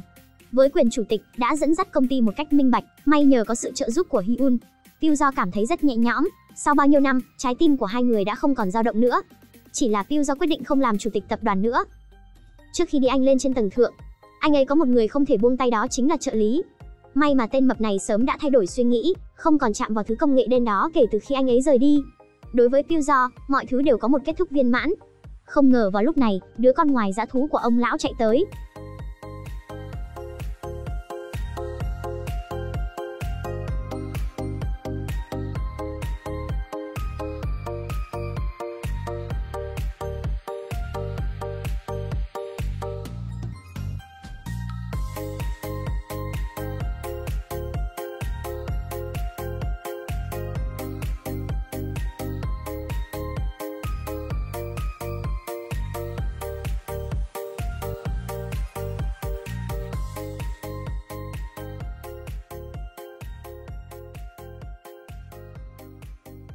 Hóa ra biên kịch không đi theo con đường bình thường. Nhưng khi Hyun biết Pyeongjo đang ở trên sân thượng, cô lại một lần nữa cứu mạng người đàn ông này. Một năm nữa lại chớp mắt trôi qua, người đưa thư vượt núi vượt sông đến quê của Pyeongjo. Đây là thư mà Hyun gửi đến, mời Pyeongjo ứng tuyển chức vụ CEO. Anh ấy quyết định từ bỏ tạm biệt cái tên Pyeongjo để quay trở lại gia tộc họ Giang, dùng một diện mạo mới để tới xin việc ở tập đoàn. Công ty trước đây do gia đình quản lý đã thay đổi hoàn toàn, anh ấy cũng không đi cửa sau để xin việc. Người đàn ông này vốn dĩ là có tài thật sự nên mới được thuê. Tiểu thiếu gia cũng về công ty, cũng đi ngang qua anh ấy. Sau nhiều năm hai người đều không chào hỏi lẫn nhau, bởi vì ban đầu đã thỏa thuận làm người xa lạ. Hyun vừa mới đi vào cũng phát hiện ra hình bóng của hai người họ. Bộ phim cũng kết thúc ở đây, các bạn nghĩ gì về kết thúc của bộ phim? Hãy comment ở dưới nhé. Xin chào và hẹn gặp lại.